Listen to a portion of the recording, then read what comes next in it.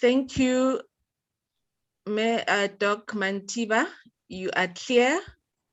We're just waiting for the minister to switch on her camera, and also Prof. Buleng. Then we will begin.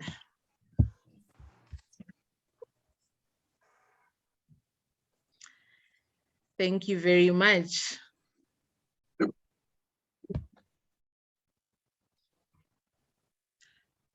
Welcome, colleagues. We're just waiting for the minister to switch on her camera, and we will start our proceedings.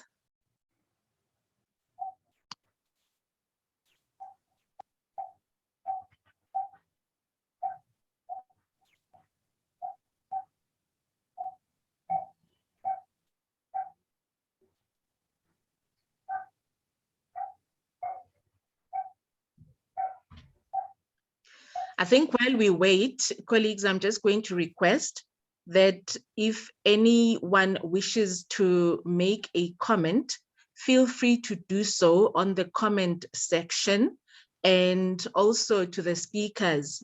Once your time is up, my camera will go on. I will just gently give you a nudge, reminding you that your time is up, so that we can just move forward smoothly. Thank you very much.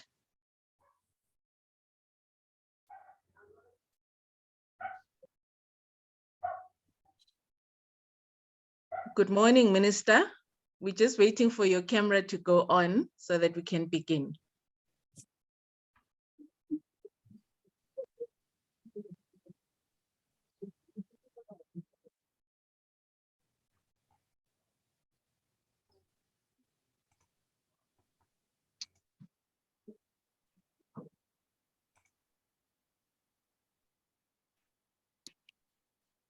Good morning, Mahadi. Good morning, Me. A minute or so, Minister is still on another call. And okay. Yes. Okay, thank you very much.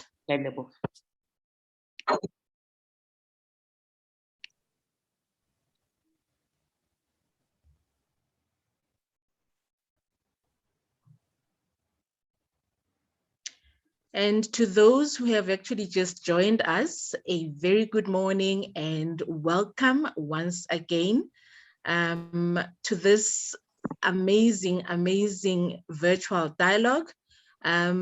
We have a lineup of brilliant guest speakers, and we look forward to having a fruitful virtual dialogue that is actually going to make a difference in each of us lives, and in actually giving, or rather guiding us, and giving us more direction in us as women setting our national agenda. I think, if I may, we've just been requested for a few minutes to wait for a few minutes until the minister finishes off her call, and we will be beginning shortly. A few house rules. I've just requested that all the speakers have their cameras on. I humbly request that if you are not speaking, please remain muted. And should you wish to make a comment, feel free to use the comment section, and then we will take it from there. Thank you very much, colleagues. A very good morning, Minister.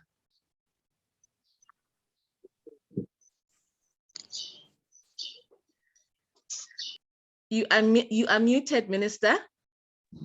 Good morning, members of the Chairperson and the members of the Portfolio Committee. Good morning, me. We are about to begin, colleagues. Yes. Thank you very much for joining us, Minister. With women being the custodians and pillars of morals, they are responsible. Tabiso, may I please request that you mute everyone? MRM. Thank you very much. With women being the custodians and pillars of morals, They are responsible to guide, to protect, and to lead in shaping society's characters and morals. Women and women leaders need support and also need to be acknowledged and skilled. In isiZulu, kuthiwa unkosikazi noma umuntu wesifazana uyinsika yekhaya noma insika yomuzi. Loosely translated, a woman is a pillar of the home and a pillar of society. Today's virtual dialogue is inviting women in leadership positions to be the drivers of change instead of being passive socio-economic participants.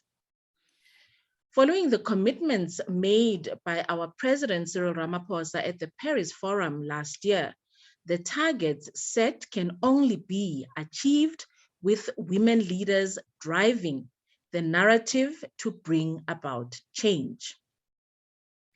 The first action that we were informed of was that of South Africa implementing a 40% preferential procurement in favor of women-owned businesses.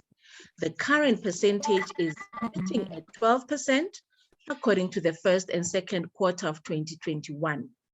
The 40% procurement target is an ambitious figure compared to the actual achieved 12%. This then means that a lot of work is yet to be done.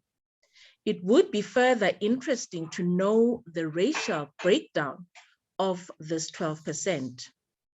The second action is that of access to digital financial products for women, and our government is implementing advocacy and an accelerator for digital financial inclusion for women. Thirdly, to increase the participation of women in trade across border trading. Without wasting any more time, allow me to introduce to you the chairperson of the Moral Regeneration Movement, Father Smangaliso Mkhatshwa. I remember when I asked Father, how should I introduce him or how long should I take? He said half a minute should do. I think, Father, with that said, your bio speaks volumes. I will hand over to you. Over to you, Father.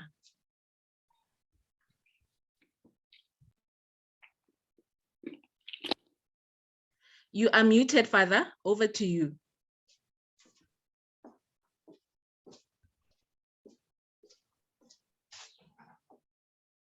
Tabiso, please assist. But the thing was on. Yes, you keep going off and on, Father. You're currently muted. Right, I'm all right now. Yes, we can hear you loud and clear. Over to you. I'm okay now. Yes, Okay. thank you. Sorry about that. Yes, I would like to take this opportunity to welcome our guests, especially our Honorable Minister and the other eminent speakers that will be addressing us this morning. I would also want to welcome all our honored guests, members of the board of the Moral Regeneration Movement. Thank you, all of you, for coming, and all you ladies and gentlemen. Malibongwe, igama lamakhosikazi. Wathinta imbokodo, wathinta abafazi. Loaded with wonderful, powerful meaning. Now, for the benefit of those who might not know what MRM is really all about, we are, as a movement, at the center of collective activism for moral regeneration initiatives aimed at building an ethical and morally conscious society. We lead and initiate discourse on issues of morality and ethics, hence this webinar that we're having today. Ladies and gentlemen, we've chosen as the theme of our conversation, women setting the national agenda. We all sit agendas in various ways, in our own families, in our work environment, and what have you. But in this particular instance, we are talking about what is in the best interest of all the people of South Africa. Issues of governance, issues of building the economy. So all the issues that have impact on the life of this nation. That's basically really what we're talking about. And we're talking about setting an agenda which derives from the Latin, means that which is to be done, but also having the tools and the means to be able to do it. That's when we say people are setting the agenda. And those of you who read all these interesting scholars and so on, Gramsci put forward a very interesting concept of hegemony. And it's only those people that have the power to influence the agenda of the nation that can actually constitute hegemony. So that's really basically what we are talking about. Now, when we won the struggle in 1994, although I accept some of the challenges still persist, I think there was a feeling of excitement. And there was excitement because people were looking forward to a society, to a nation that was diametrically opposed to the apartheid system. Sad to say that 28 years later, there is some feeling of gloom and disenchantment in certain circles. I would like to quote here poet Yeats, because he expressed this situation very, very interestingly. He says, things fall apart, the center cannot hold, more anarchy is loosed upon the world, the blood-dimmed tide is loosed, and everywhere the ceremony of innocence is drowned. The best lack all conviction, whilst the worst are full of passionate intensity. You will agree with me that there are a myriad of social pathologies that are threatening our freedom and democracy. They would include, for instance, corruption, racism, lawless culture and violence, especially against women and children. Now, in the midst, I can go on, I'm sure all these sort of challenges that are facing us and so on.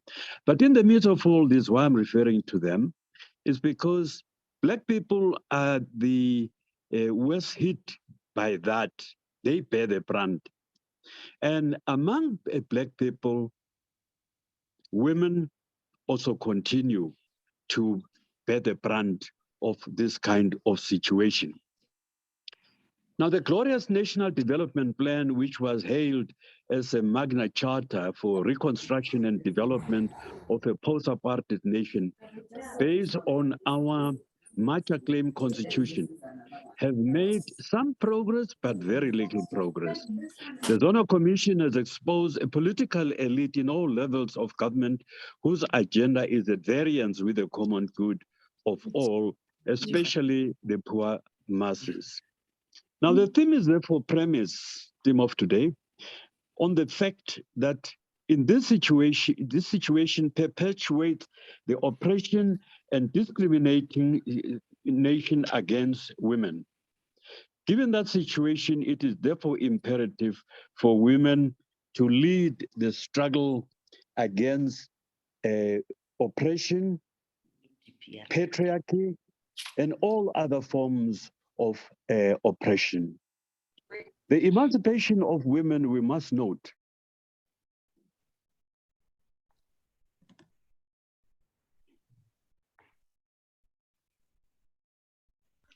You are muted, Father. We can't hear you.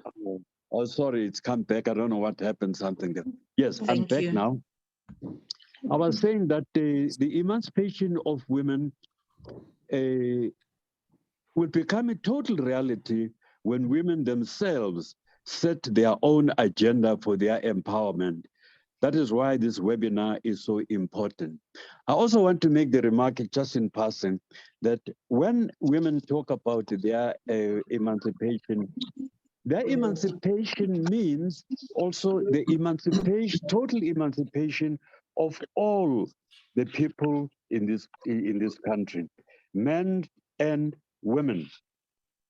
And the emancipation of women also, especially in the corporate sector, will also ensure that the economic advancements continue and is enhanced for the benefit of all.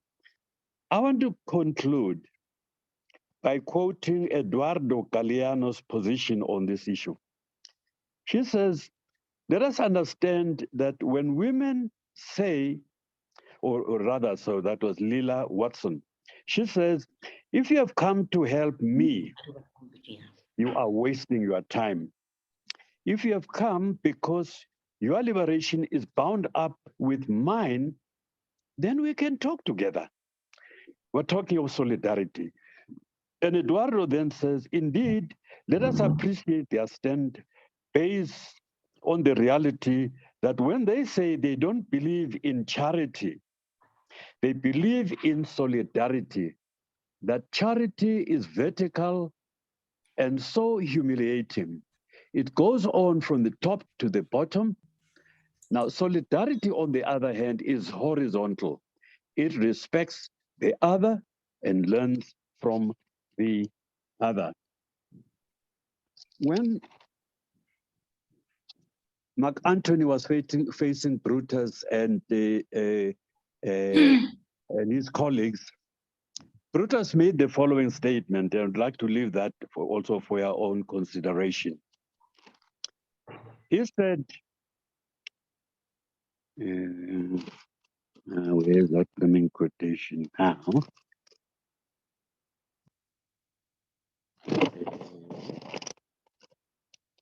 Okay, anyway, I can sort of paraphrase that. He said, there is a time in the history of human beings when certain opportunities present themselves to achieve your objectives. And I would like to then to say that I think if ever there was a time for the women of this country to set their agenda, they have the backing of a very progressive constitution, but they also have the numbers on their side.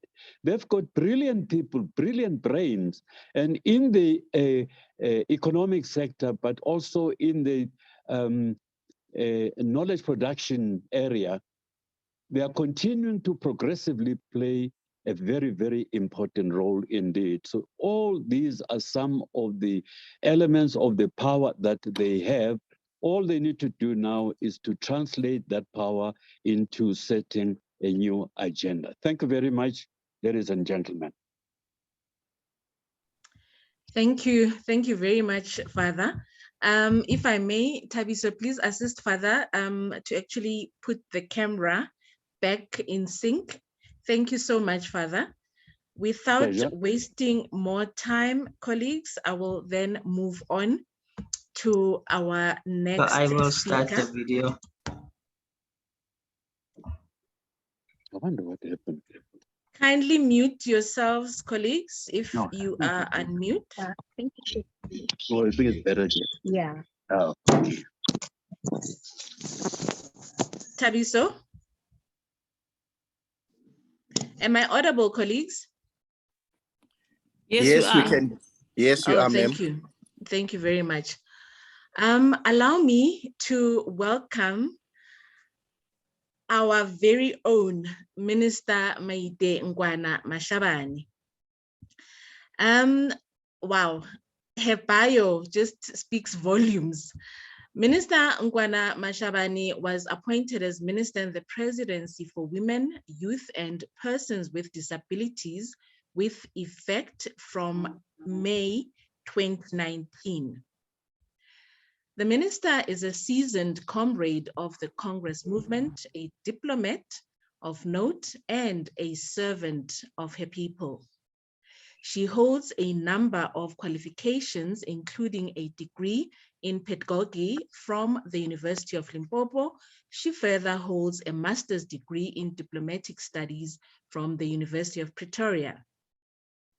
Her love for education was further entrenched when she worked as a teacher in the Sekhukhune district in the Limpopo province for a brief period. Her political activism dates as far back as the 1980s. She was an active member of the United Democratic Front and served in various structures of the Mass Democratic Movement and the African National Congress underground structures. After the unbanning of the ANC in 1990, she served the party in various structures, including the ANC Women's League. She served as the chairperson of the ANC Women's League in Limpopo and as member of the National Working Committee of the organization from 1992 to 1995. The minister was also elected as a member of the ANC NEC and the NWC in 2007. She was also the provincial convener of the Progressive Women's Movement in Limpopo in 2007. She was further elected as the Treasury General of the ANC Women's League in 2015 and continues to serve in that office. Since the dawn of democracy, the minister has established an impressive and credible record in public governance and diplomacy.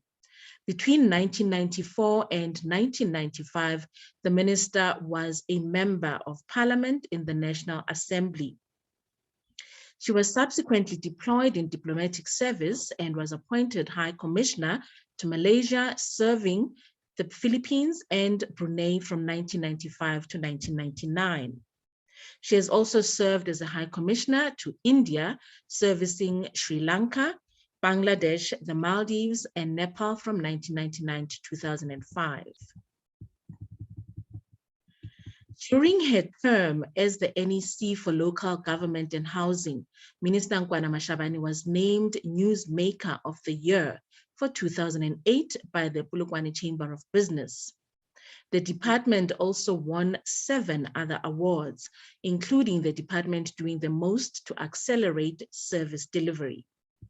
Her diplomatic training over the past 2 decades was demonstrated when she was appointed the Minister of International Relations and Cooperation, DIRCO, on the 11th of May, 2009. During her term, she served as a member of the 2010 Soccer World Cup Local Organizing Committee. As the Minister of DIRCO, she presided over the historic United Nations Climate Change Conference, COP17, in Durban as president. She was a key lobbyist for South Africa's inclusion as a member of the Brazil, Russia, India, China, and South Africa, which is the BRICS formation in 2011. She was sworn in for the 2nd term as Minister of International Relations and Cooperation on the 26th of May, 2014. She was later appointed as Minister of Rural Development and Land Reform between the 26th of February, 2018 to May 2019. The minister is currently the Minister in the Presidency for Women, Youth, and Persons with Disability. Colleagues, allow me to welcome our esteemed guest, our Honorable Minister. Over to you, Minister. Thank you very much. You are muted, Minister.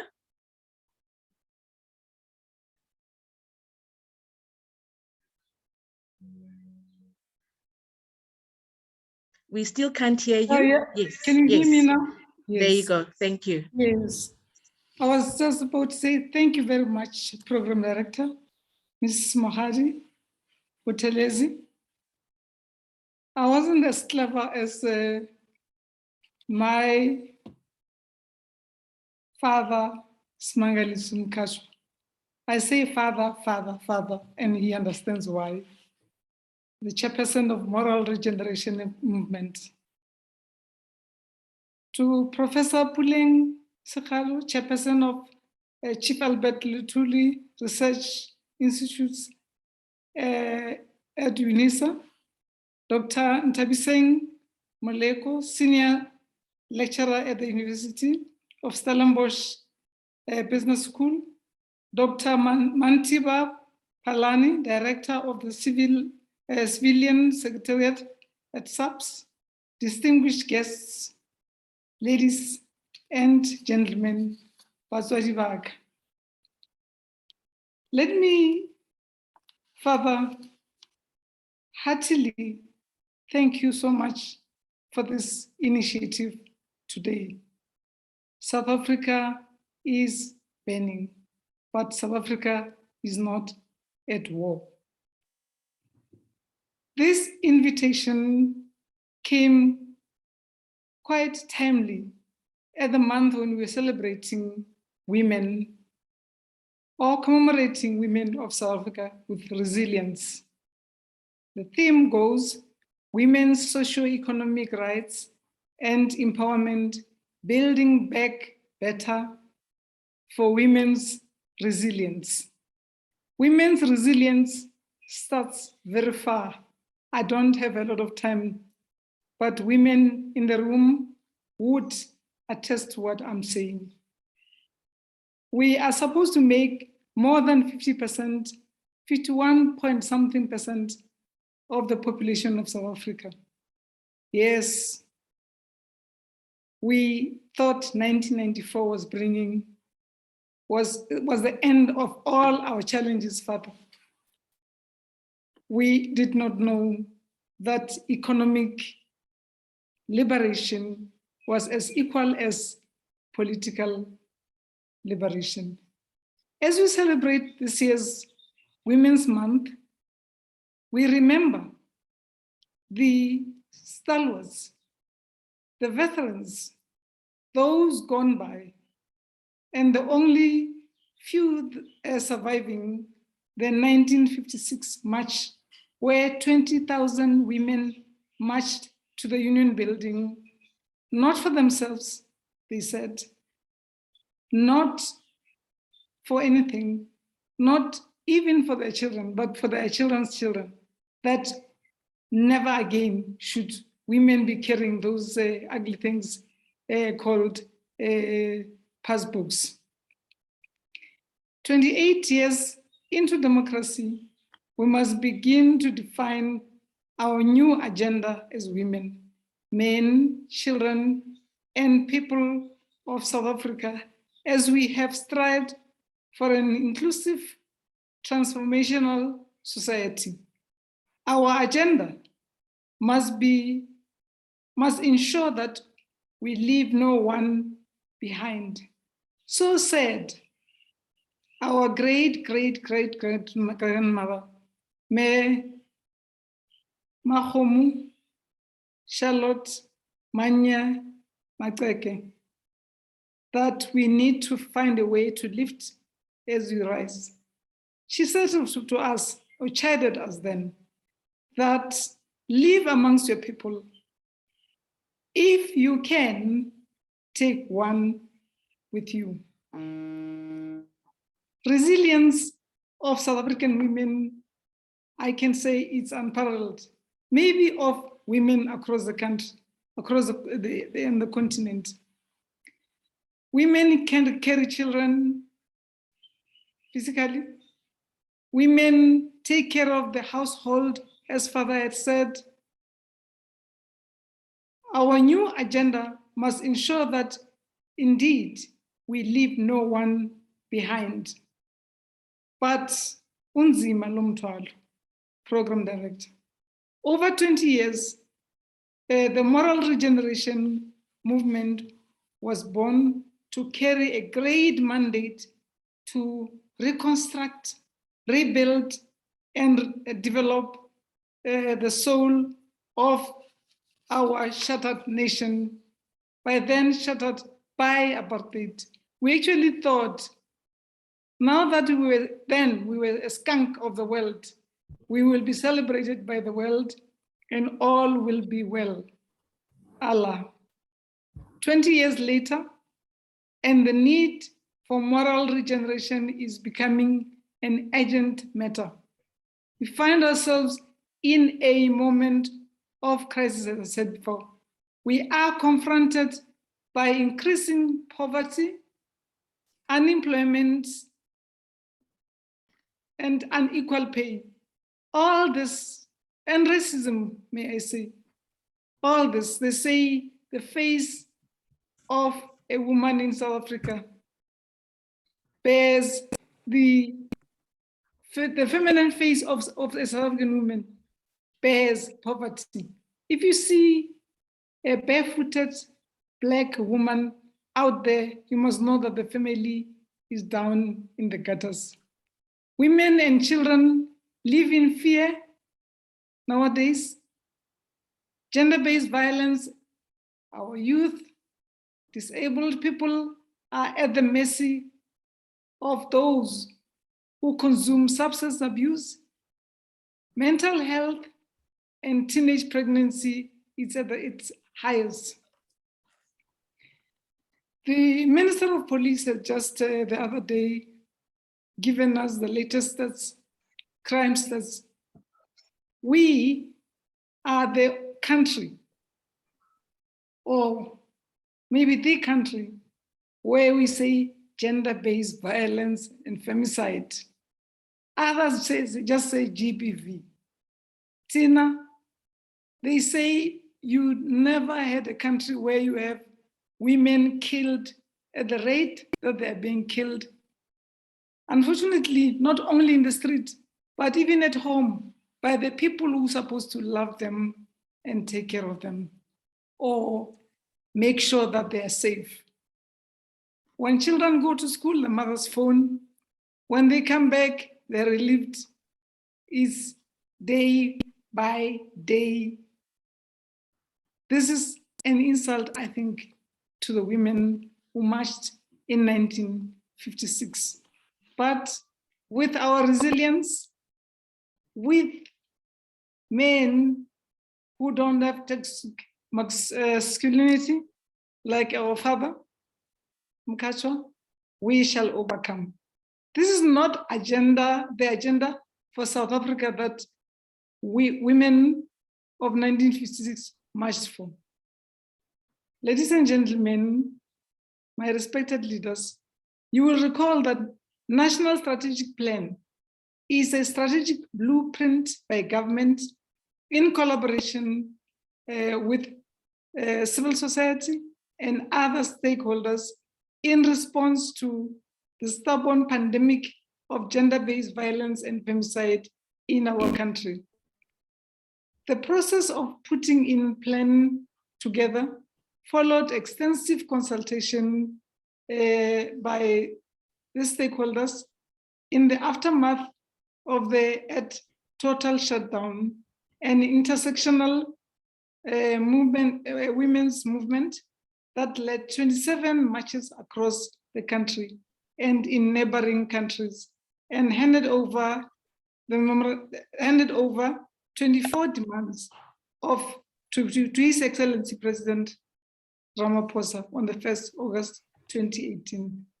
Subsequently, on the 1st March 2020, Cabinet approved the National Strategic Plan with 6 pillars.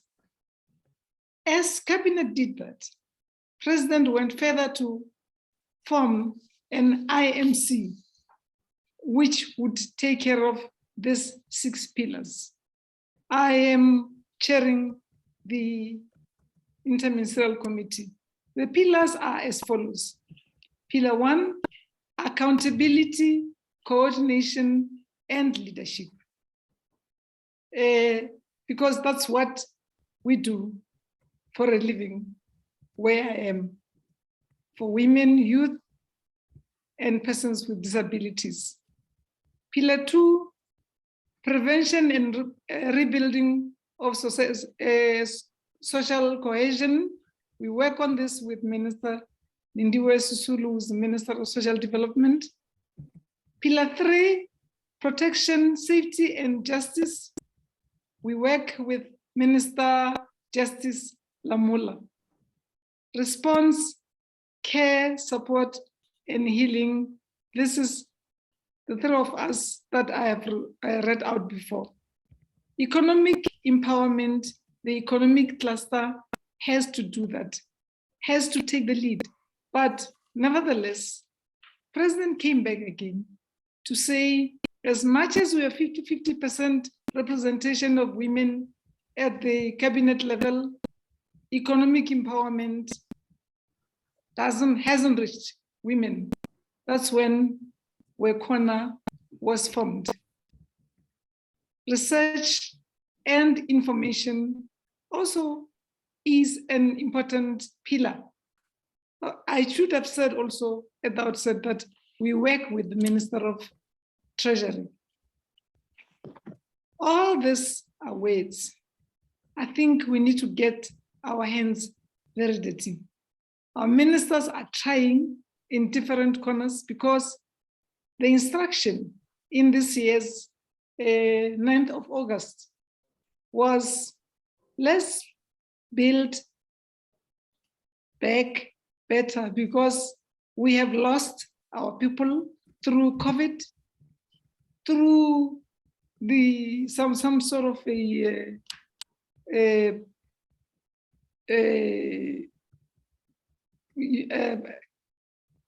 I would say that I don't know how to explain that thing, but we woke up one day, Johannesburg and Pretoria, more than 600 people were killed, shops were crushed, and so on, so on. That violence, we survived it.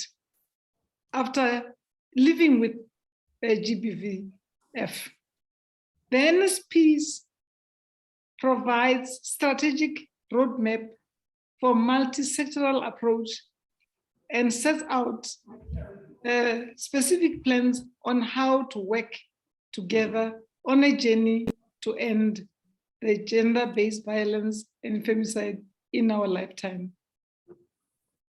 Another key strategic directive of the NSP is the establishment of National Council, I repeat, of the gender-based violence and femicide, which will include all the stakeholders, including government and civil society.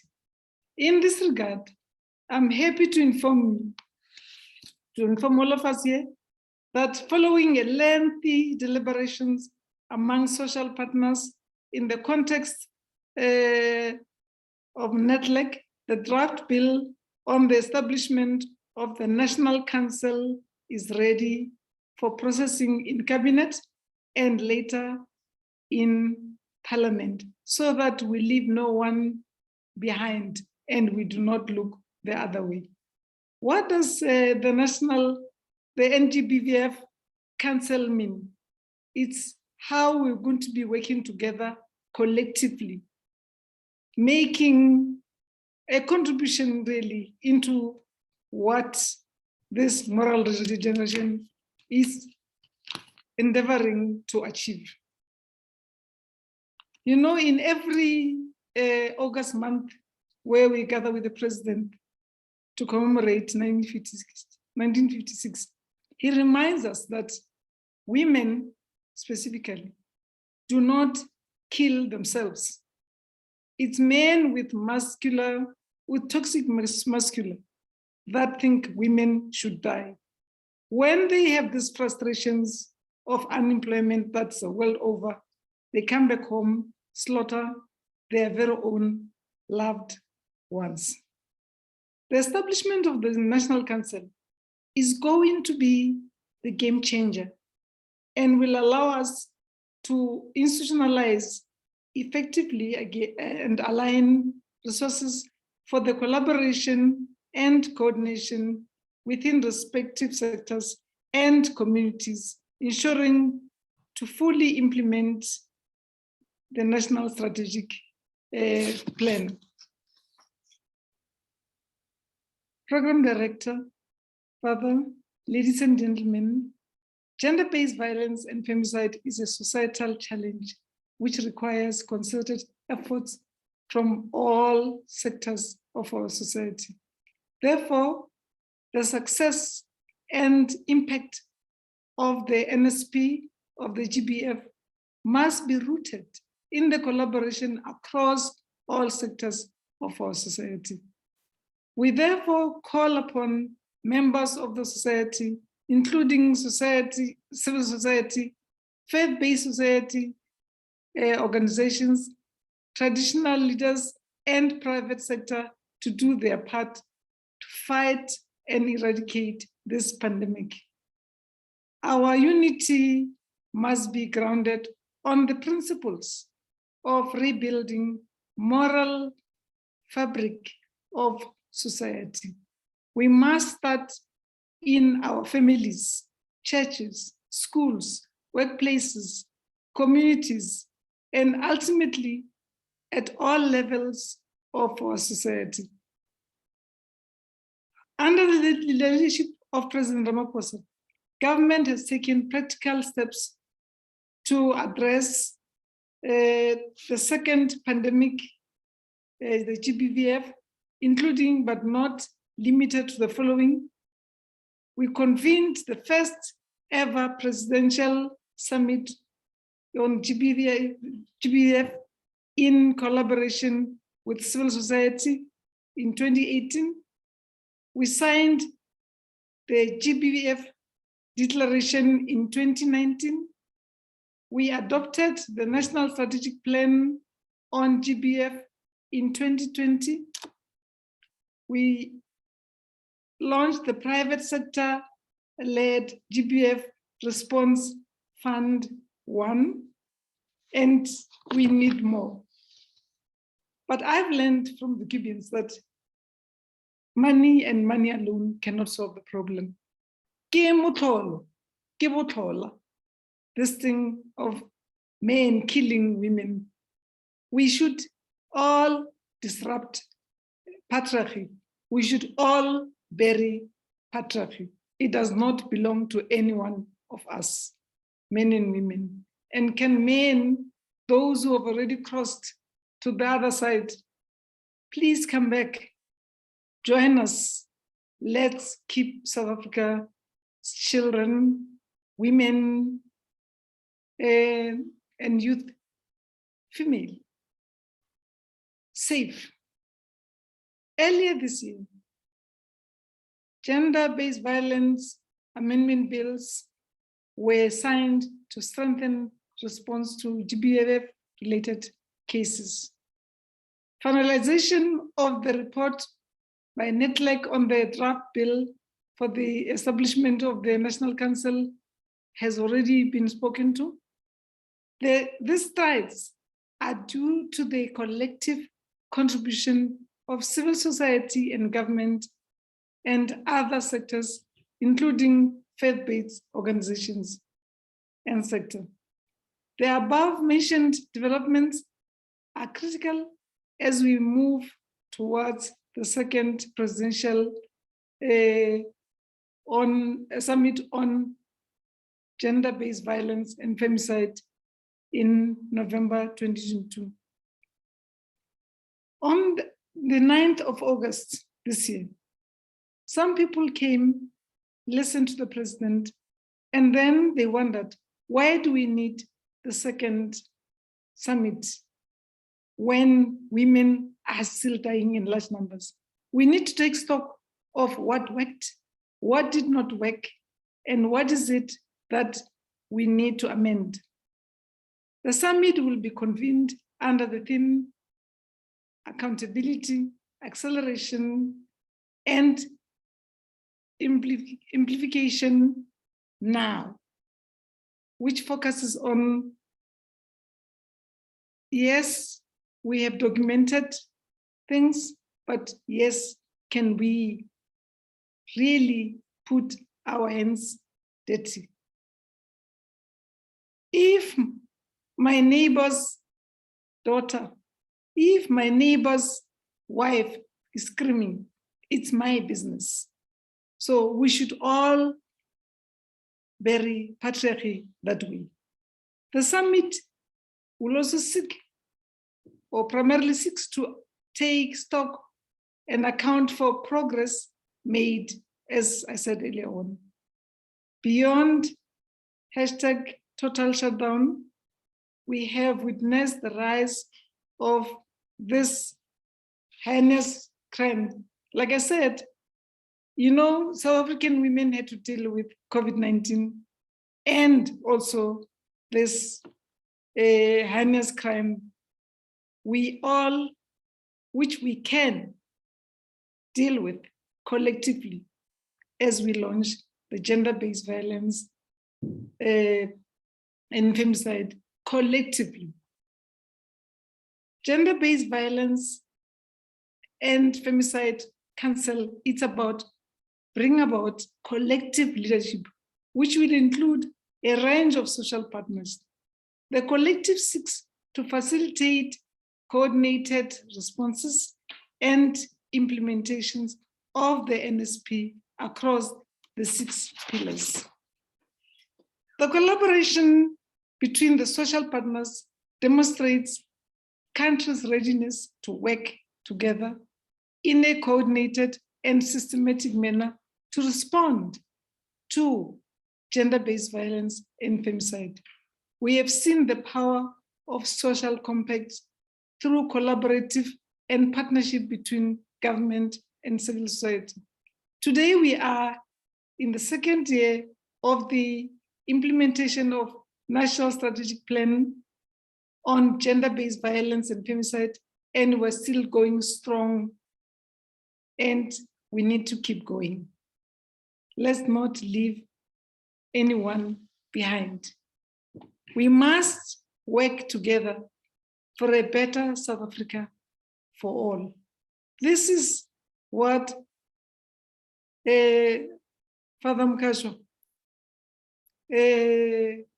Sister Benedict Ncube, and may soul rest in peace, Jesse Duarte, and many other of our fallen heroes and heroines fought for. As we set the new agenda, we must recognize the crucial role of families in shaping and defining our country's fiber. Private sector, we are calling on private sector that we should not have or should no longer have toys meant for girls and some meant for boys. Socialization starts in the kitchen and starts at home, as I said earlier on. According to Stats South Africa, 42% of households in South Africa were female-headed in 2021. These figures do not account for 55,000 children living in child-headed households in our country. These numbers reveal the horrific story. There is a breakdown of families in our society, and it is contributing to social instability and a lack of cohesion. We must never forget that the family is the most important social partner we have. Therefore, greater attention needs to be given to restore families in South Africa. This is even more urgent for Black families who are still grappling with the effects of apartheid and colonialism. Despite this breakdown, we cannot deny that women continue to be the backbone of our families and broader society. We also cannot ignore how women's economic possibilities and personality contributes to their vulnerability to a number of social and economic perils, including gender-based violence and femicide, poverty, unemployment, and poor mental and physical health. Chair, we need fundamental change, and we need now, because, like I said earlier on, we are in a crisis which need us to turn things around. As a department, we continue to advocate and regulate the socio-economic empowerment and participation of women, youth, and persons with disabilities. This is in line with our department's mandate to address socio-economic challenges facing women. The Women's Economic Assembly, WECONA, was launched by the President last year in October. WECONA seeks to improve and promote economic opportunities for women through promoting gender-responsive approaches in supply and value chain management across the industries. Procurement also, 40% set aside for women in government. When we say government, we mean national, province, districts, and local municipalities. So far, we heard of 16%. Some say in the areas is 25%, but we are still far away from the 40%. But let's keep going. It is doable. Let's come up with policies within our individual departments. Let's mainstream budgeting, and which will also help everything that it's done in government. It first looks for the 51% of the population, and this will be possible. Big business, let us not say, let's wait, we will wait women, wait on the other side, we will show you or give you the crumbs. We want to be seated right there at the table where the cake is cut. This is one of the several other flagships projects we lead as a department to advocate for women's economic justice. As I said in WECONA, Oxalai, South Africa, wake up. South Africa is burning. South Africa, let's work together like we did prior to 1994. I thank you, Chair. Thank you very much, Honorable Minister. Thank you so, so much. Attendees, our esteemed guest, you heard it from our minister. South Africa is burning, and yet South Africa is not at war. Let us stand together. Let us hold hands. Let us collaborate. Next door's daughter is not only my neighbor's daughter, but my daughter. With that said, I will not waste much more time. However, I would just like to share with you, should you have any comments or inquiries or questions that you wish to pose at the moment, feel free to use the chat box. We will, however, direct each and every question to our speakers. Thank you very much, Honorable Minister. Our next speaker is Dr. Nthabiseng Moleko, who is a development economist, who is core faculty member at the University of Stellenbosch Business School, where she teaches economics and statistics as a senior lecturer since 2017.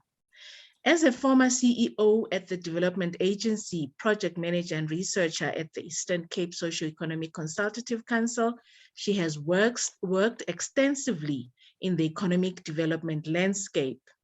She also serves as a commissioner for the Commissioner for Gender Equality, appointed by the President in 2017, and is currently the Deputy Chairperson of the Commission. In 2018, the Minister of Trade and Industry appointed her as a Board of Trustee for the National Empowerment Fund, where she chaired the board's investment committee. In 2021, she was appointed the chairperson of the National Empowerment Fund and has recently been appointed to the Presidential BEE Advisory Council. She also serves in the Strategy Advisory Committee of the Development Bank of Southern Africa's Infrastructural Fund. Men Tabiseng, or should I say Dr. Tabiseng, holds an honors in business science, economics from the University of Cape Town and an MPhil in development finance from Stellenbosch Business School.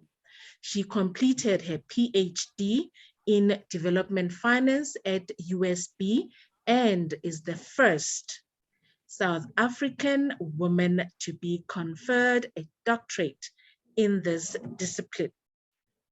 Dr. Moleko will be speaking to us on the implications for women's economic empowerment. Over to you, Doc. Thank you so much for that warm welcome and a very good morning to yourselves. I want to start with the host, Father Mkhatshwa, who's here.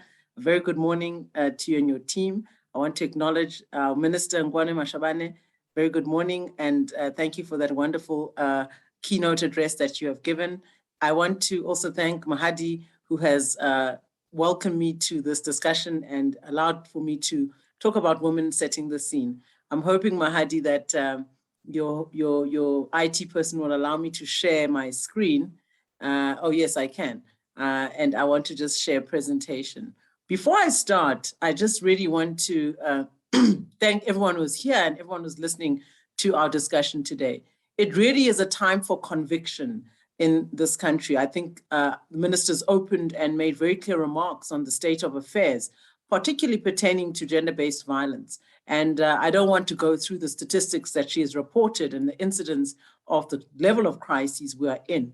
But I think that across, whether you look at the social divide, the economic divide, what we're seeing is that we are unable to simply mitigate some of the fundamental root issues, primarily, I believe, because we are not dealing with the root cause and the actual underpinning problem.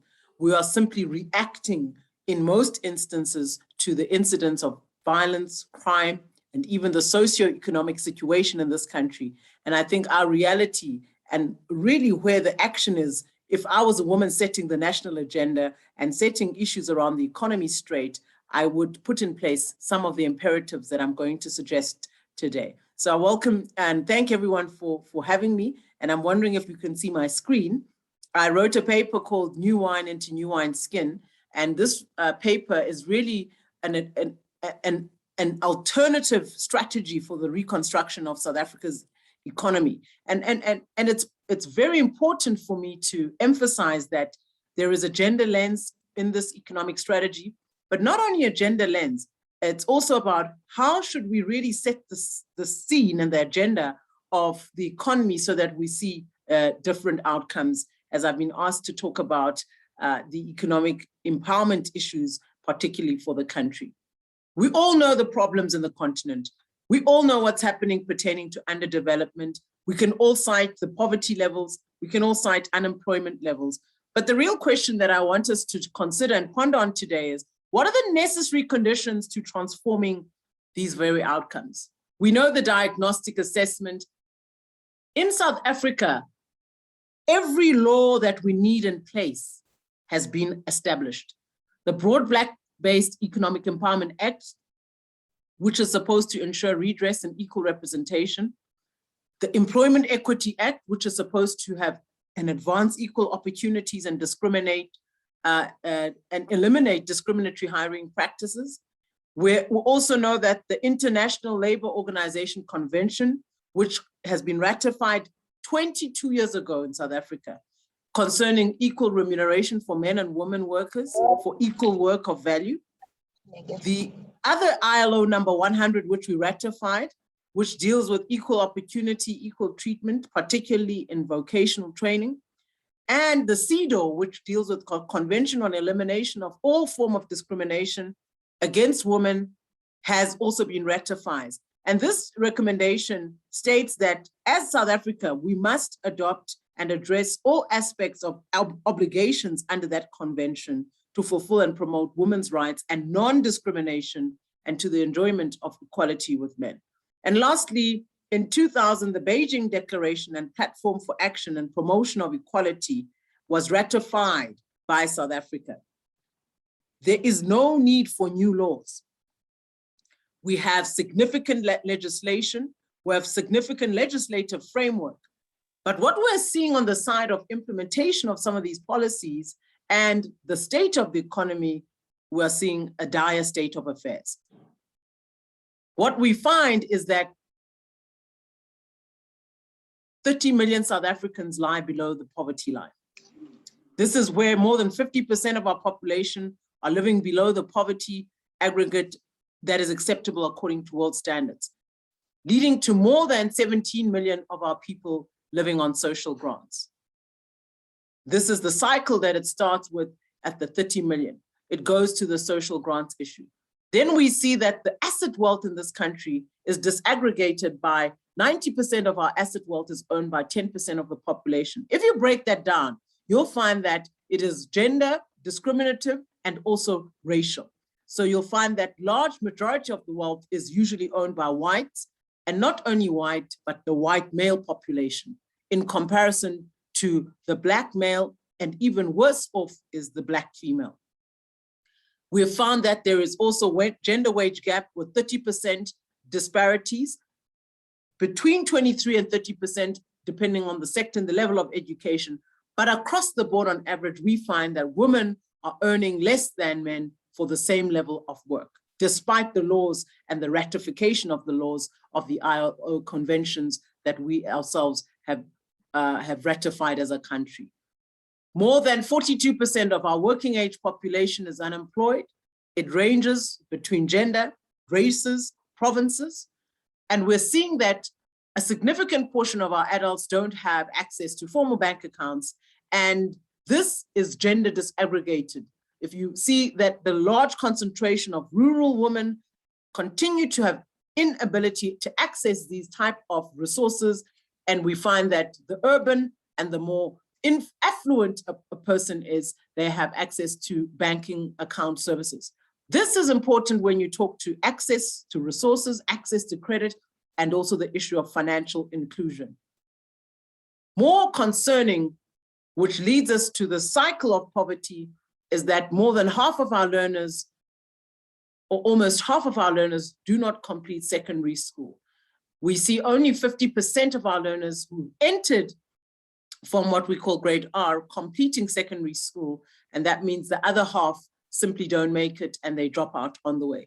Of those that complete, only 7% go to university and a lower 6.5% to technical and vocational and training colleges. What this says to us is that unless we change this cycle, the poverty that is endemic, the poverty that is structural, is going to continue in the society that we have today.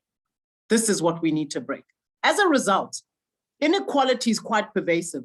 Globally, we know that the wage gap and the participation of women and men in the labor force significantly differs by 26 percentage points. We also know that a large proportion of women are in the informal sector of the economy. That means that they are informally employed. If we are to deal with underdevelopment, inequality, and pervasive unemployment, we have to support the informal sector of the economy and not only focus on the formal sector of the economy.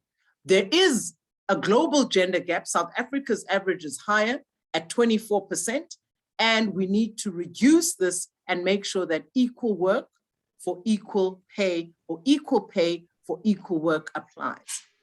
And many women spend 2.5 times more time on unpaid care and domestic work than men.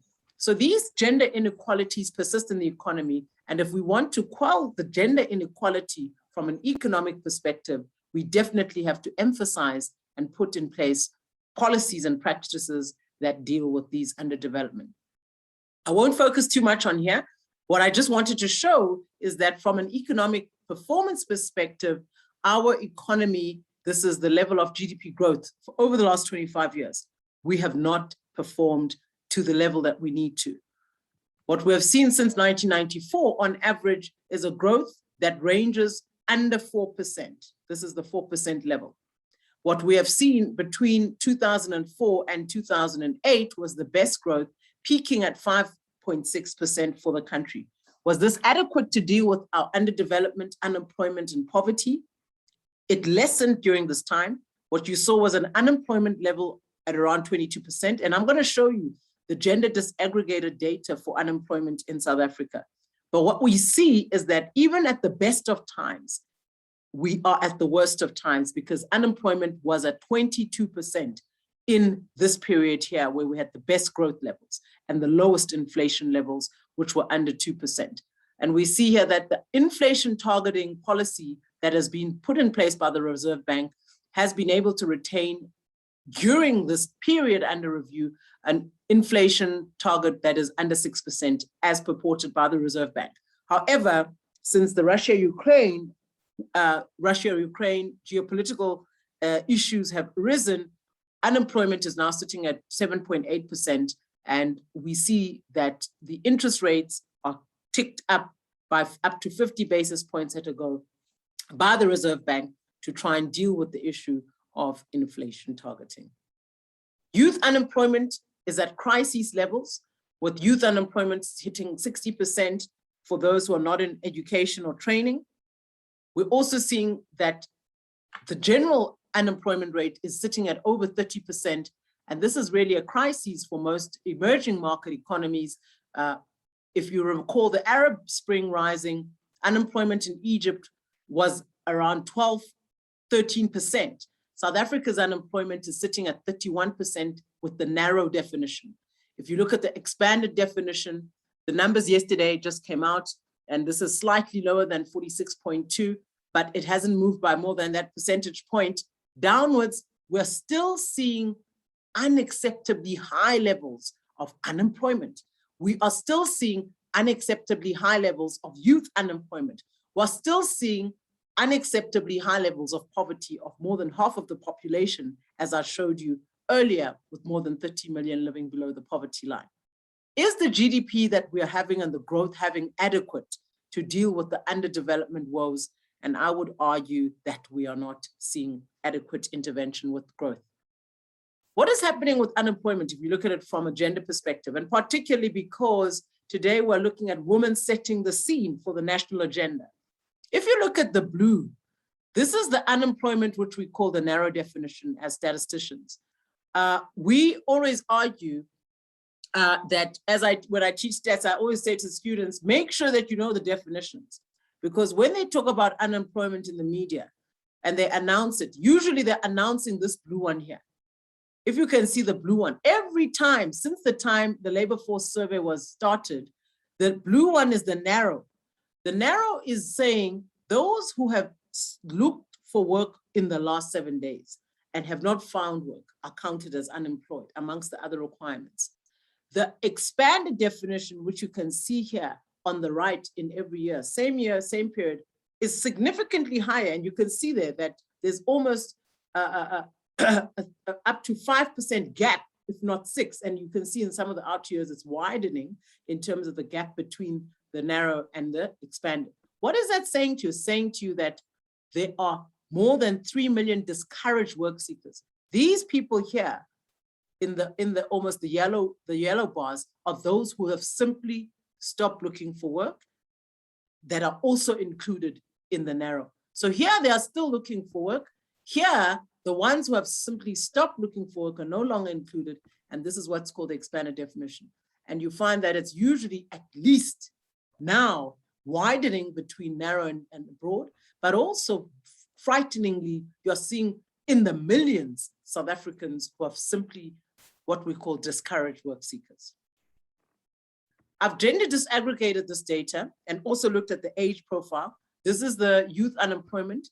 Can you see how bad the situation is for youth from the average? This is average national, these bars. The youth unemployment is sitting at close to 60% levels. This here on the green is the level of female unemployment. Over all the years, female unemployment is higher than male unemployment. But this picture is bad irrespective. It's showing you that we're in a situation where our economy is unable to really create jobs. Our economy, not because of COVID COVID hadn't even begun here. And I do this purposefully because COVID is used as the excuse for most of the underdevelopment issues of late. COVID had nothing to do with the situation prior to 2019. And we see here that systemically, our economy has simply been unable to yield benefits to both the youth and both the men and women of our society and all genders really.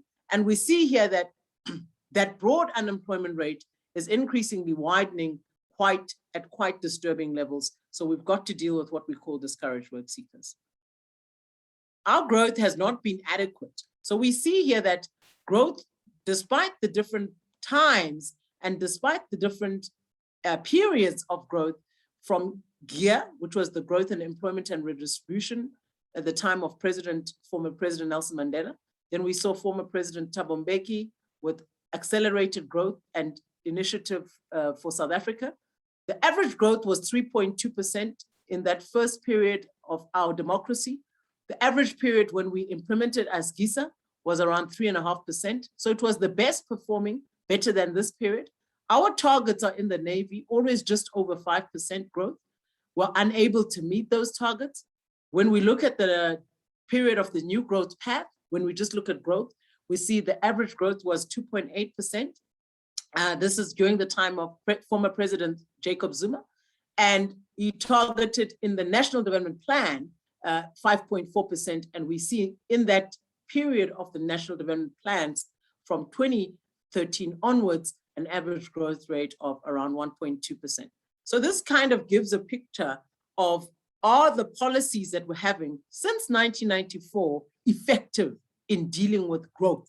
And my pure response, looking at the numbers, would be we have not been able to meet our targets and we have not been able to have sufficient growth that deals with underdevelopment. And whether 3.5%, which is the best years of our growth, is adequate, for me, leaves much to be desired, because even there we had 22% level of unemployment. If you go forward and see our inequality, I've shown you the gender inequality. I want to show you the level of wage and income inequality against our counterparts on the African continent. This I created to show against Zimbabwe, Zambia, against Namibia and Seychelles. You see there that South Africa, the highest level of inequality occurs in South Africa against not just our African counterparts, but in the globe. But it's always nice to show graphically that actually we are doing worse than Botswana. We are doing worse than Cote d'Ivoire. This is Eswatini. Even Djibouti, we are doing worse than Guinea-Bissau. We're doing worse than Lesotho, Malawi, Morocco, Mozambique, Namibia, countries that are in war. We are even doing worse than our neighbors, Zimbabwe and Zambia, in regard to inequality. What this is telling you is that even if we are growing, the benefit of the fact of growth is going to a minority. So this is the comparison between the top 10% and the top 20% of your income decile against the bottom 40%. And you're seeing that gap, and you're seeing that gap in wage inequality actually pervasive and systemically destructive, and it actually impedes your growth deliverables. Are we investing enough? I think this is a key deliverable that we need to look at as a country to say, if we want to improve this growth and we are setting the national agenda, we've got to reinvest. Business is sitting on trillions of rands in reserves. Money is not being reinvested. So this is an index called gross fixed capital formation. It shows you from 1994, the level of gross capital formation year on year.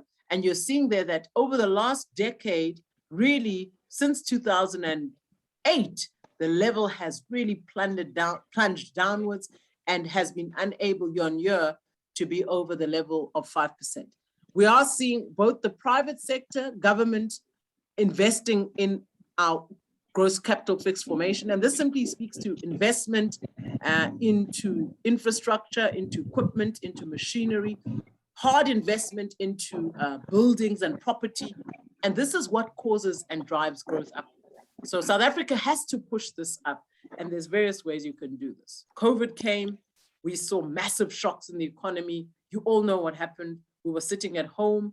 Many people lost their jobs. We know that from a gender perspective, more women suffered than men, but the subsidies and the grants were picked up by more men than women.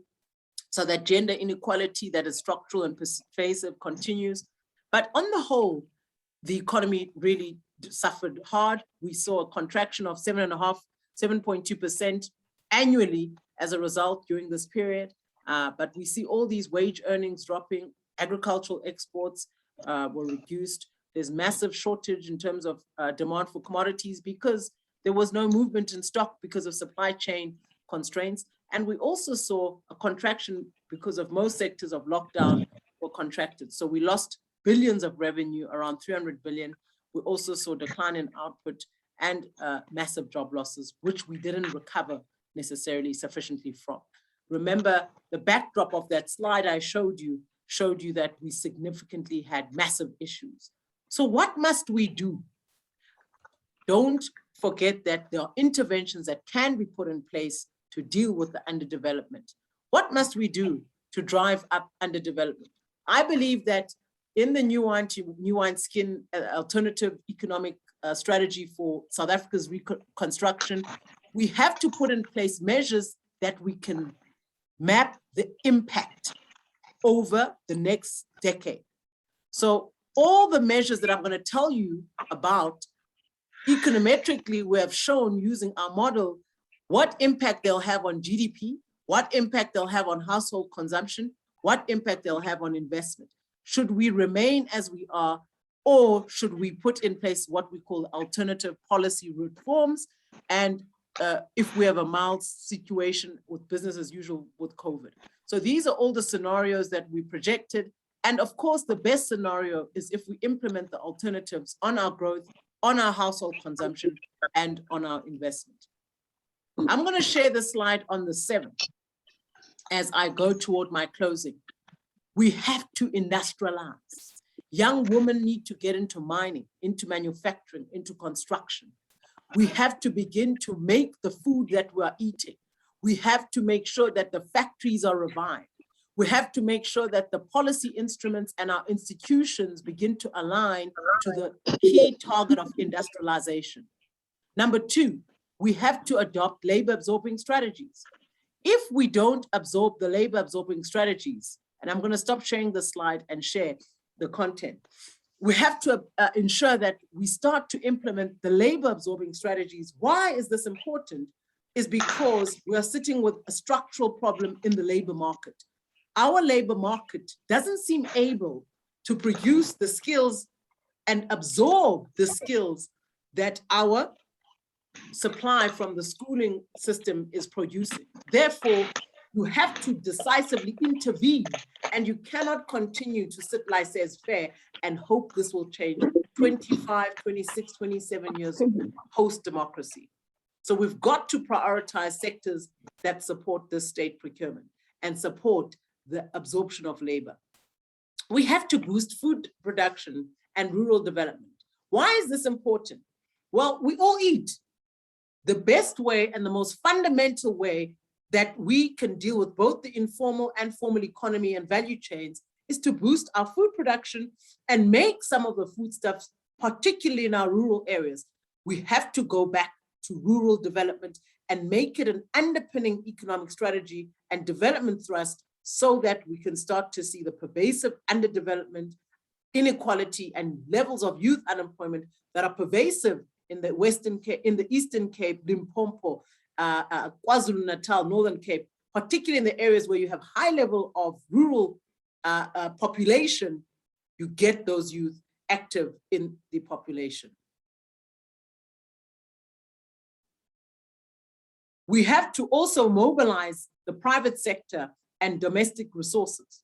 It is imperative that the social compact that is spoken about by the president and the partners begin to be used to mobilize resources to solve the issues of our under-resourcing and underfunding. And our strategic fiscal stimulus should be used from the medium, short, and long term to ensure that we boost our economy and we build the state capacity. Last but not least, the state has to build capacity. The state usually is helping the least resourced of our population, and not only the least resourced, but those in our population who really derive and need the support on services of the public goods. And this is where it's imperative that we build state capacity, efficacy, and I'd say build the bureaucratic arm of the state so that we're able to respond and help those who need the help the most. We have to grow through redistribution. This needs to be something that underpins fundamentally the growth trajectory of our country going forward.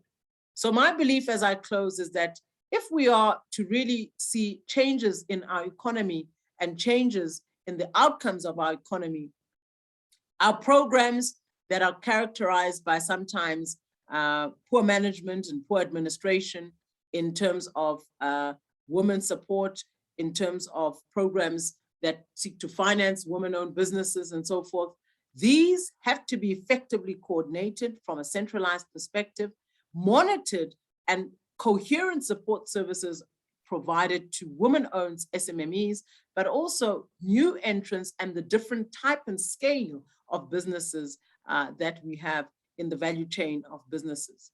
We also need to make sure that our empowerment initiatives are also financial, but they also provide non-financial support and market access and non-price initiatives that enable program beneficiaries to have sustainable support in the long run. So I want to stop there, Mahadi, but I think that there are a lot of things that can be done. If I was setting the national agenda, these are some of the things that I would put in place so that I would transform the economic outcomes of the South African continent. Thank you very much. Thank you so much. Benjamin, can you please mute? Benjamin? Tabiso, may I please request that you assist with muting everyone who's not on the floor?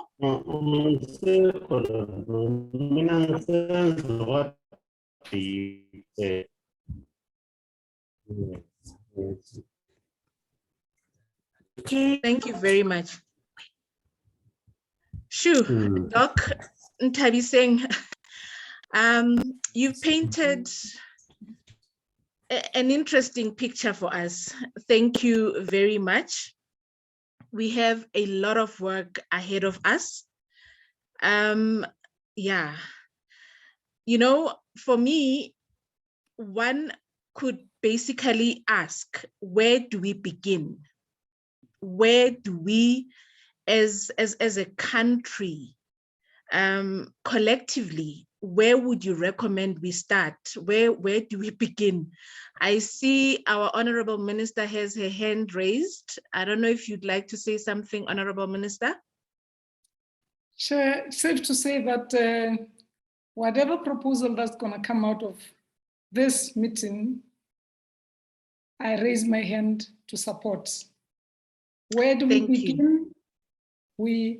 It's government, but government has also established a DDM, a coordination between premiers, districts, and local municipalities. But can our people start working like we used to do prior 1994, so that we can? That's the only way to get out. Can we have business coming into the party and not stand by?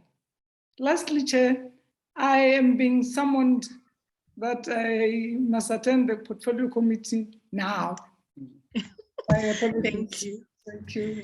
No, thank you very much. Thank you, Honorable Minister. Thank you so much. Well said, Minister. Thank you. Thank you. Thank you, Doc, once again. Colleagues, as mentioned, please feel free to post your questions on the chat group. We will definitely pick them up there. And again, we just need to apologize because Dr. Moleko has to leave us at 12. So let me not waste more time and introduce our next speaker so that we can at least give you time for any form of questions that you may have so that we are able to answer them.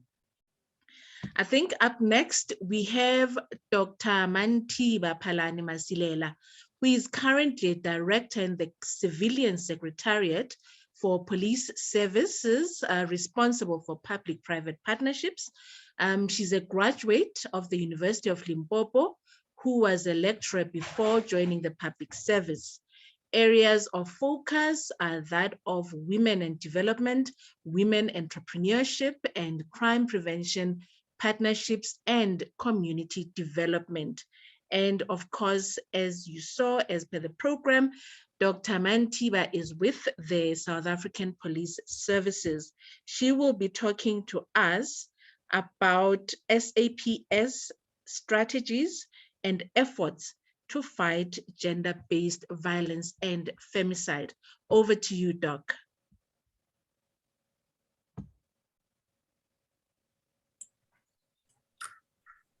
Good morning, and thank you very much, Chairperson, for allowing me to present. Let me start by acknowledging and respectfully greetings to Father Mkhatshwa and acknowledging the Minister, Minister Nkwana Mashabane, all our distinguished guests and speakers respectfully. I greet you all and glad that we are in this platform today to share ideas on how we can regenerate our society, our communities, our youth, our families, and our children. Thank you. As the Chairperson has already mentioned, I am from the Civilian Secretariat for Police Service, which is an entity together with the South African Police Services that plays an oversight role over the police on the work that they continuously, on the service that the police, the SAPS police are doing in communities. So my presentation is based on the SAPS strategies in the fight against gender-based violence. This would cover a lot of what, as the Civilian Secretariat for Police Service, we monitor and evaluate, assess the effectiveness and functionality of each of the implementation plans that SAPS make in terms of responding to the bills that are in place that in the fight against gender-based violence, the national instructions, the policies, as well as the laws that are put in place and signed into law in the fight against gender-based violence and femicide. So colleagues and honorable guests, it is a profound fact that gender-based violence is a profound and widespread problem in our country, and it impacts all aspects of the quality of life of any of the survivors. Unfortunately, it takes place in the home. It can take place in the home where the police service is hard to reach, where the eye of the law is hard to take a peek into what is happening in that room, what is happening in the kitchen. It can take place in a school or in any public place, whether it's in a campus or even at church, as we have come to see these days, that even church are no longer as holy as they were purported to be. The same is the school environment, where you thought this is, or a campus where you thought this is an environment or an institution of learning and capacitating an individual to come in to be a benefit to the society. The lockdown period, unfortunately, I have to refer to that. It was never kind. Yes, there were incidents prior that were shocking, but the lockdown period was not kind to many survivors of gender-based violence, as many found themselves confined to the same space as the perpetrator itself. So even those who had the potential to escape, but due to the lockdown and the restrictions that were put around to ensure that all and many of us remain safe from the deadly virus, many people, many individuals found themselves confined in their homes with the perpetrators. I'll again go to the crime statistics that were mentioned by the minister, and I deliberately picked only on sexual violence and rape itself, as those are predominantly the issues that break the national moral standing of any society, of any community.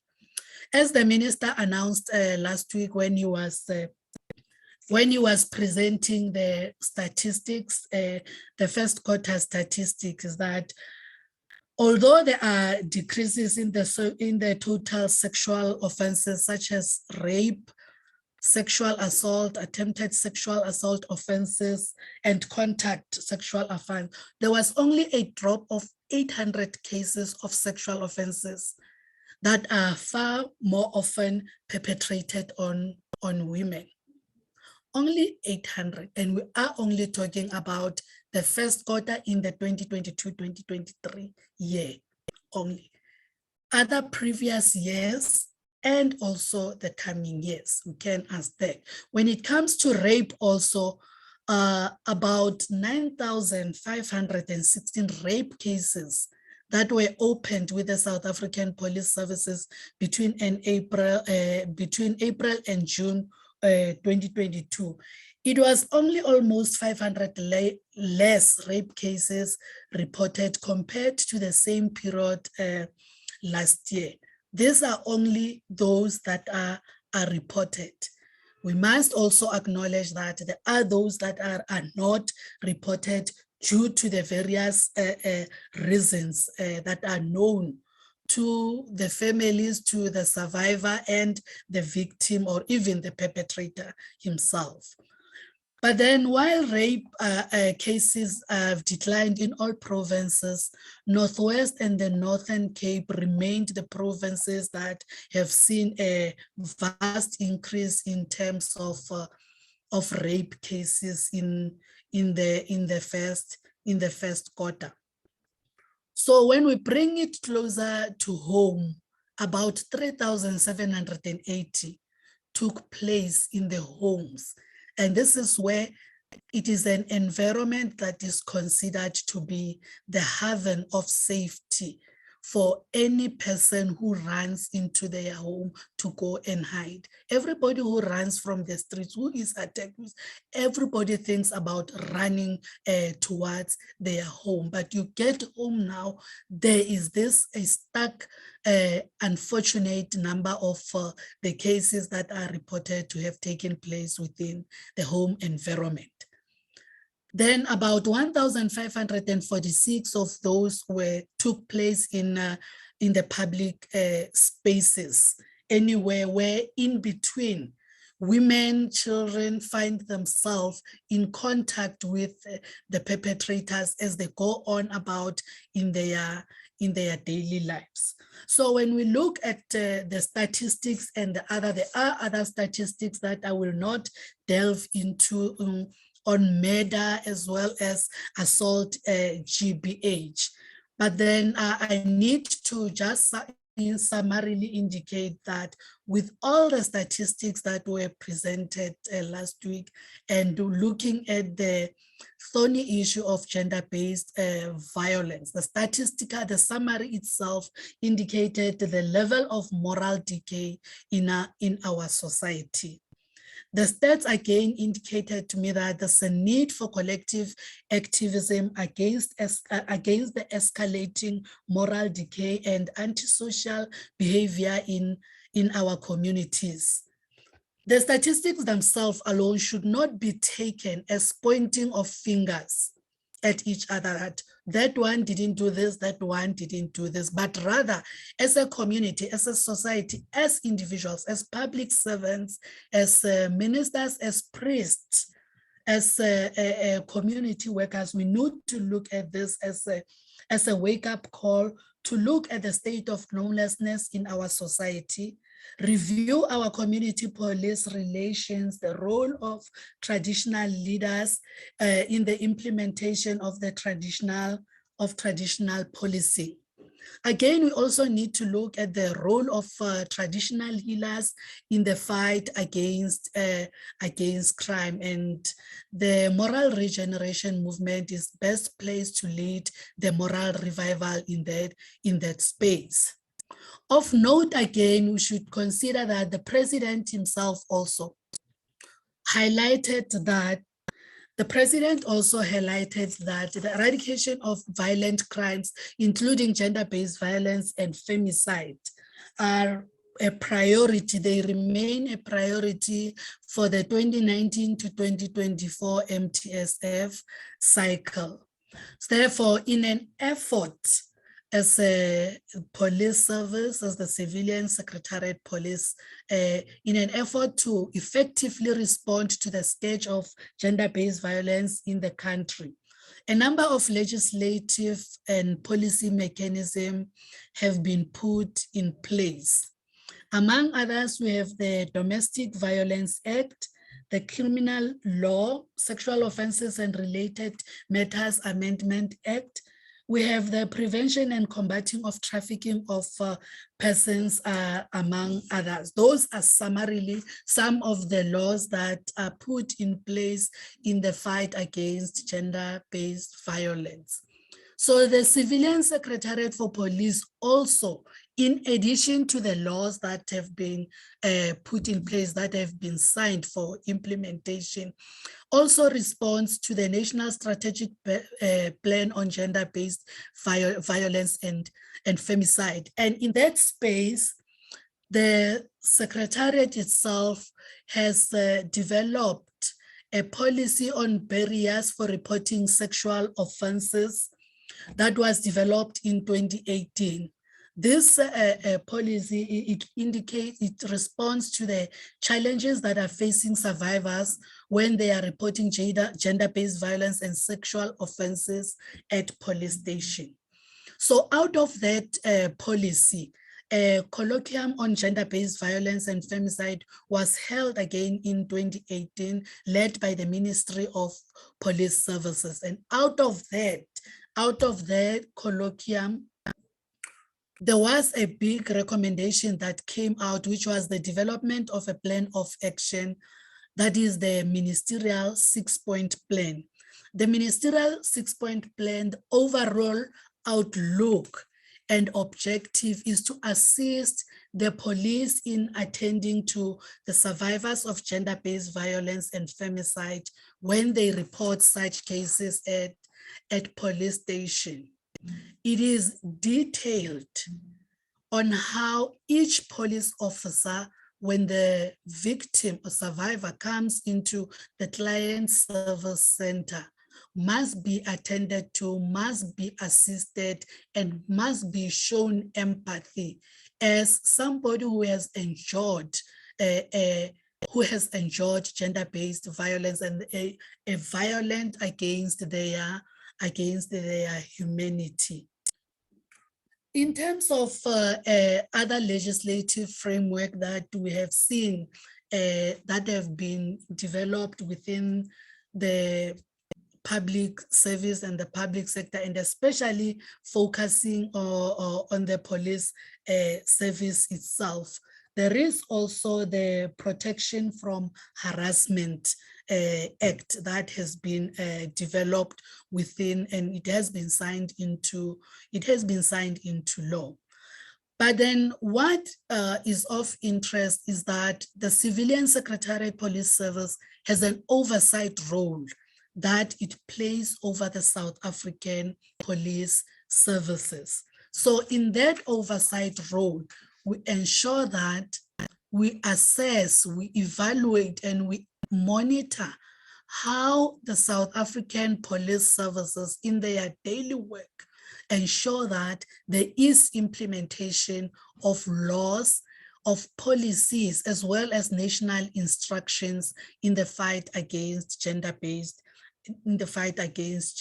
violence. This is clearly detailed in the mandate and objectives of the Civilian Secretariat of Police, which among others is to monitor the performance of the police service and regularly to assess the extent to which the police have effective systems for policing and to recommend the corrective measures if they do not have the corrective measures in place, especially on the fight against gender-based violence and femicide.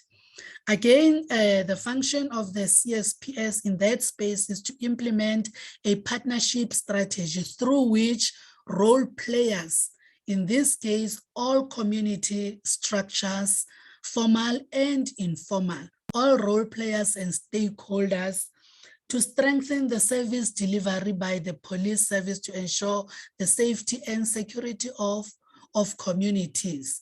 What we have realized is that alone as the police or as the Department of Women, Children and People with Disabilities, the Department of Planning, Monitoring and Evaluation, alone, we cannot meet that target of ensuring that we have eyes and ears in every police station, in every court. Therefore, thus there is a partnership strategy that mobilizes all the other role players within the community in the spaces where government cannot reach. That's where our community structures reach and are able to assist in the fight against gender-based violence. Also, the monitoring and evaluation of the SAPS compliance with the Domestic Violence Act.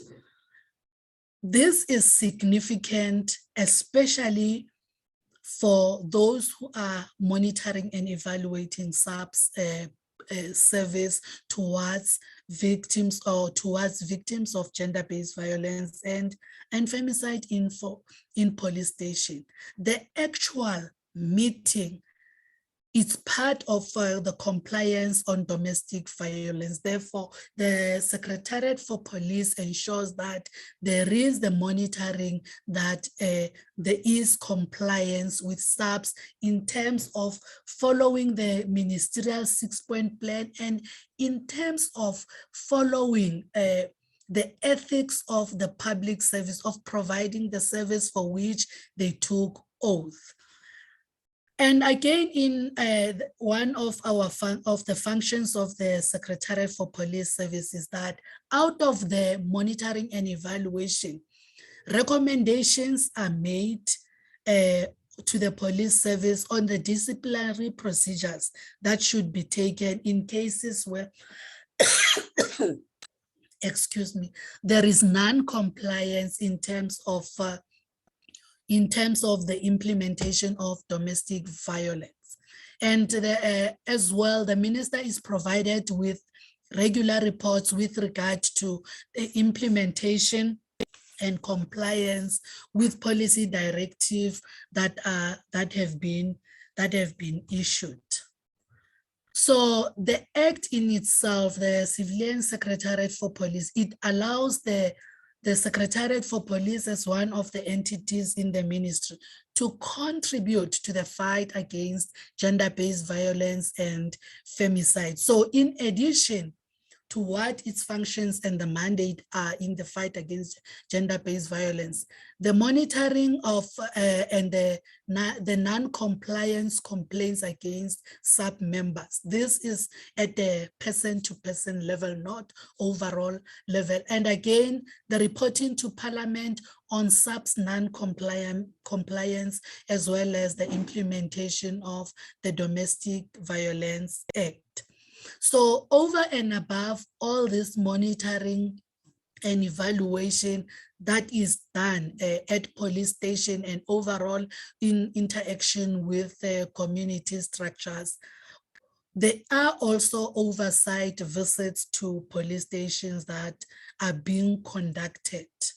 So in essence, all of these are to ensure that there are systems in place in terms of the fight against gender-based violence, and in terms of ensuring that when there is such a complaint or when a case is lodged on such a case, there should be the systems in place that are effective enough to ensure that a victim and a survivor are attended to. So we also assess the functioning of the Family Violence and Child Protection Family Units, the FCS unit within police station, as well as the implementation of the Sexual Offences and Related Matters Act. Again, also conduct and ensure that there is implementation of gender-based violence prevention and awareness campaigns within communities.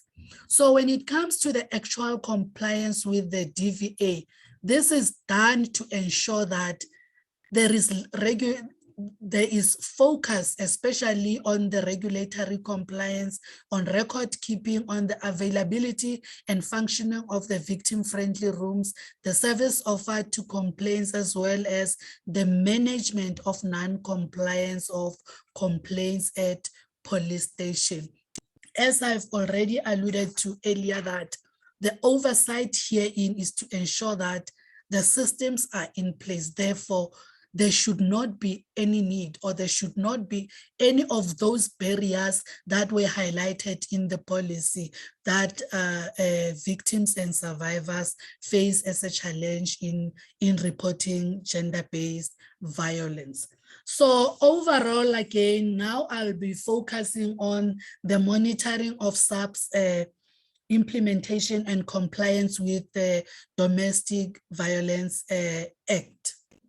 So the aim here is you identify the service challenges with the implementation of the domestic violence. We equip police station with the information. After monitoring, you equip police station with the monitoring. Ensure that you have a pocketbook. Ensure that a victim is taken to a victim-friendly room or a comfortable space if a police station does not have a victim-friendly room. Those should be matters that are known to the police service, but in essence, there are gaps that are always identified, that are always seen by victims, as well as many who are our oversight eyes and ears at police station in terms of non-compliance. Overall, those recommendations that are found to be the gaps at police station are made to the minister, who also will be instructing the National Commissioner to implement or to put in place implementation systems that will assist victims not to be afraid to go to police stations to report their cases. We also have initiatives to improve police compliance. This is done when the Civilian Secretariat for Police Service, again in partnership with the South African Police Service, led by the minister, we conduct community awareness activities in order to hear from communities what challenges are they facing, where are the gaps, where are the systems breakdown when it comes to the reporting and the handling of gender-based violence crimes, as well as related sexual offenses crime. Again, we found that the quarterly engagement sessions between the Secretariat for Police and SAPS have both improved compliance in terms of confronting in a round table the key findings and action plans that are required to improve police compliance, mapping out processes to deal with non-compliance, as well as the development of joint intervention plans, focusing on areas of high reporting of domestic violence incidences and police stations with high non-compliance levels. These are police stations where mostly you find that they are identified within the top 30 priority crime police station. You also find that the level of non-compliance there is absolutely high and very much dissatisfactory. So an interventionist approach that is taken by both the SAPS as well as the CSP is to ensure that community outreach programs and crime prevention awareness are conducted throughout the country. The awareness campaigns, or the Izimbizo, as we always refer to them in communities, are aimed at interacting with communities through engagement between the Minister of Police, the Deputy Minister, the National Commissioner, and the Acting Secretary for Police Service to hear for themselves at first hand. This is a priority matter, that it is important that at times our principal not only hear from us as officials that these are instances that are happening. It is important also that they engage and hear from themselves, from communities, on how they are impacted by non-compliance or the lack of service that they receive from the police station that is identified. So the awareness campaigns are conducted with all different community structures, from your community police forum, your business forums, traditional NGOs, NPOs, as well as other government departments. So it is to provide a platform for communities to have a direct engagement with the Minister of Police and Commissioner of the police.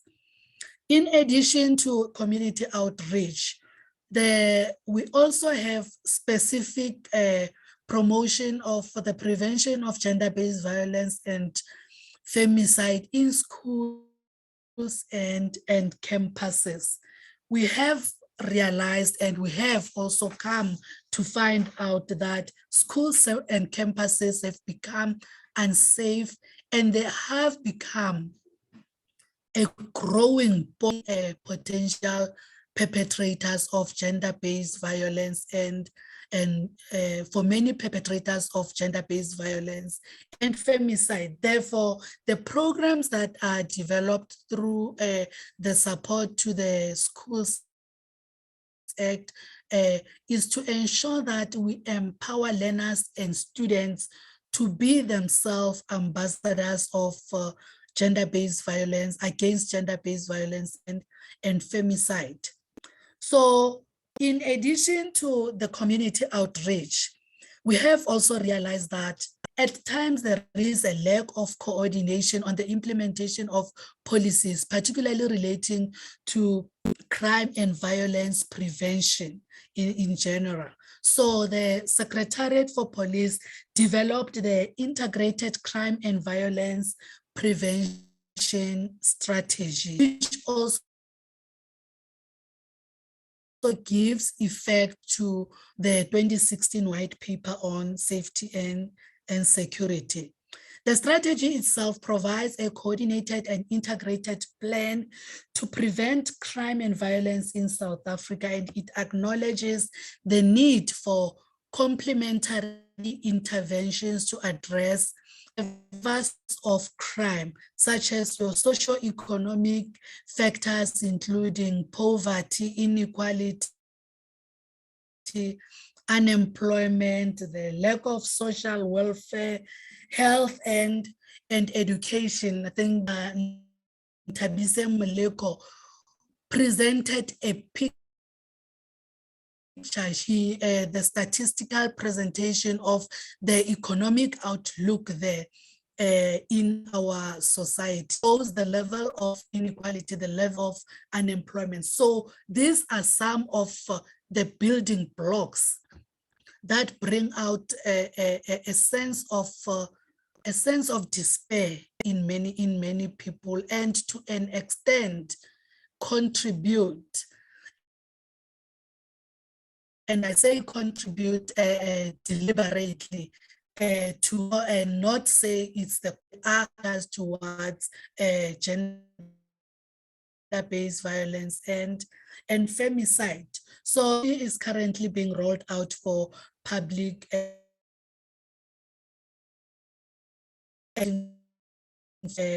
again, also of multiple factors that put people at risk, and therefore it seeks to address this in a multifaceted manner. Hence, there's a need for improved coordination from a safety and security perspective, from economic perspective, from a welfare perspective. All the role players need to join hands and to ensure that we, in terms of our responsibilities to the betterment and the future of our societies.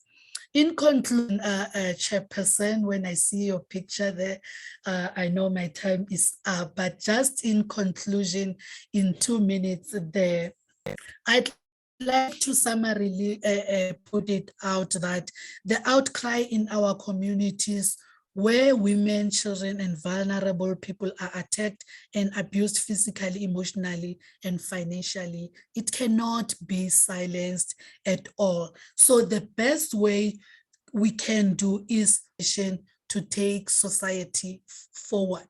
We take on moral regeneration, my own as a public servant, as a victim, a survivor comes into a police station. That moral element of and obligation of providing a service should immediately kick in. As I allocate a grant, as I also administer the laws or ensure that we implement policies in place, a sense of moral regeneration should immediately kick in that sense. So administratively, laws and policies alone cannot heal a nation. So the family where all start and is the center of values is the key point that government must strengthen through all programs to alleviate the socio-economic challenges of unemployment, poverty, and inequality that renders other members of the family vulnerable to being victims of gender-based violence and femicide. It is through our collective rededication to the revival of the spirit of Ubuntu, the ideals of the Constitution bring morality in all of us, perpetrators of gender-based violence and femicide.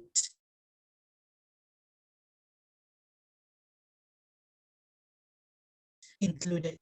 I would like to thank you all. Thank you, Chairperson. Thanks. Thank you very much, Doc. Extremely insightful and thought-provoking as well. And as you rightfully say, the time is now to work together as a unit instead of working in silos. And it's interesting to actually also observe that all our speakers this morning are touching on the family. Each and every speaker has touched on the different aspects of the family, Batupili, Ubuntu, so this is very insightful, Doc. Thank you so much. I think I will then hand over to our next speaker, who is Prof. Puleng Sekgalo, and she's the Chief Luthuli Research Chair and a professor of psychology at the University of South Africa. Her research interest is at the intersection of community psychology, visual arts, and gender studies. She is interested in the ways in which people navigate and deal with historical traumas in their personal lives and in communities. Her work looks at trauma as a relational experience affecting not only the individual, but those they are connected with. Her research seeks to find ways in which we can move forward towards social cohesion, reconciliation, social justice, and psychological healing. Specifically, her research work and publications cover a wide range of areas, including gendered experiences of women in various aspects of life, historical trauma, critical participatory research, practices and knowledge production, and decolonization. She's an NRF-rated researcher and the 2021/22 winner of the World Academy of Sciences Award for the popularization of science. Prof, I trust that you are ready, and apologies if I may I just hand over briefly to Dr. Nthabise Moleko. I'm sure she just has to excuse herself. Over to you, Doc. Thank you, Mahadi. Thank you so much, Prof. Puleng. I just wanted to say a big thank you to everyone. We have been engaging on the chat, and I think I answered every question, but due to unforeseen circumstances, we had agreed that I have to leave at 12, and I can't participate beyond today, but I would have loved to see Prof. Sekhalo's inputs, but I will definitely watch the virtual online link. Mahadi, please send it to me, and I'll make available my inputs to yourself to circulate. Thank you so much. Thank you. Thank you. Bye-bye. Thank you very well. Bye. Over to you, Prof. Okay, thank you so much. Thank you so much, Madam Program Director. I'd like to acknowledge Father Smangaliso Mkhatshwa, Madam Minister Nkwana Maite Mashabane, and also my colleagues also who are sharing this platform with me, also Mema Ntiba and Memoleko as well. I'm really honored to have this opportunity to share these brief comments with you, ladies and gentlemen, and thank you so much also for attending and engaging with us as we reflect together and deliberate together on the issues that have been set forward so that we can have a conversation today.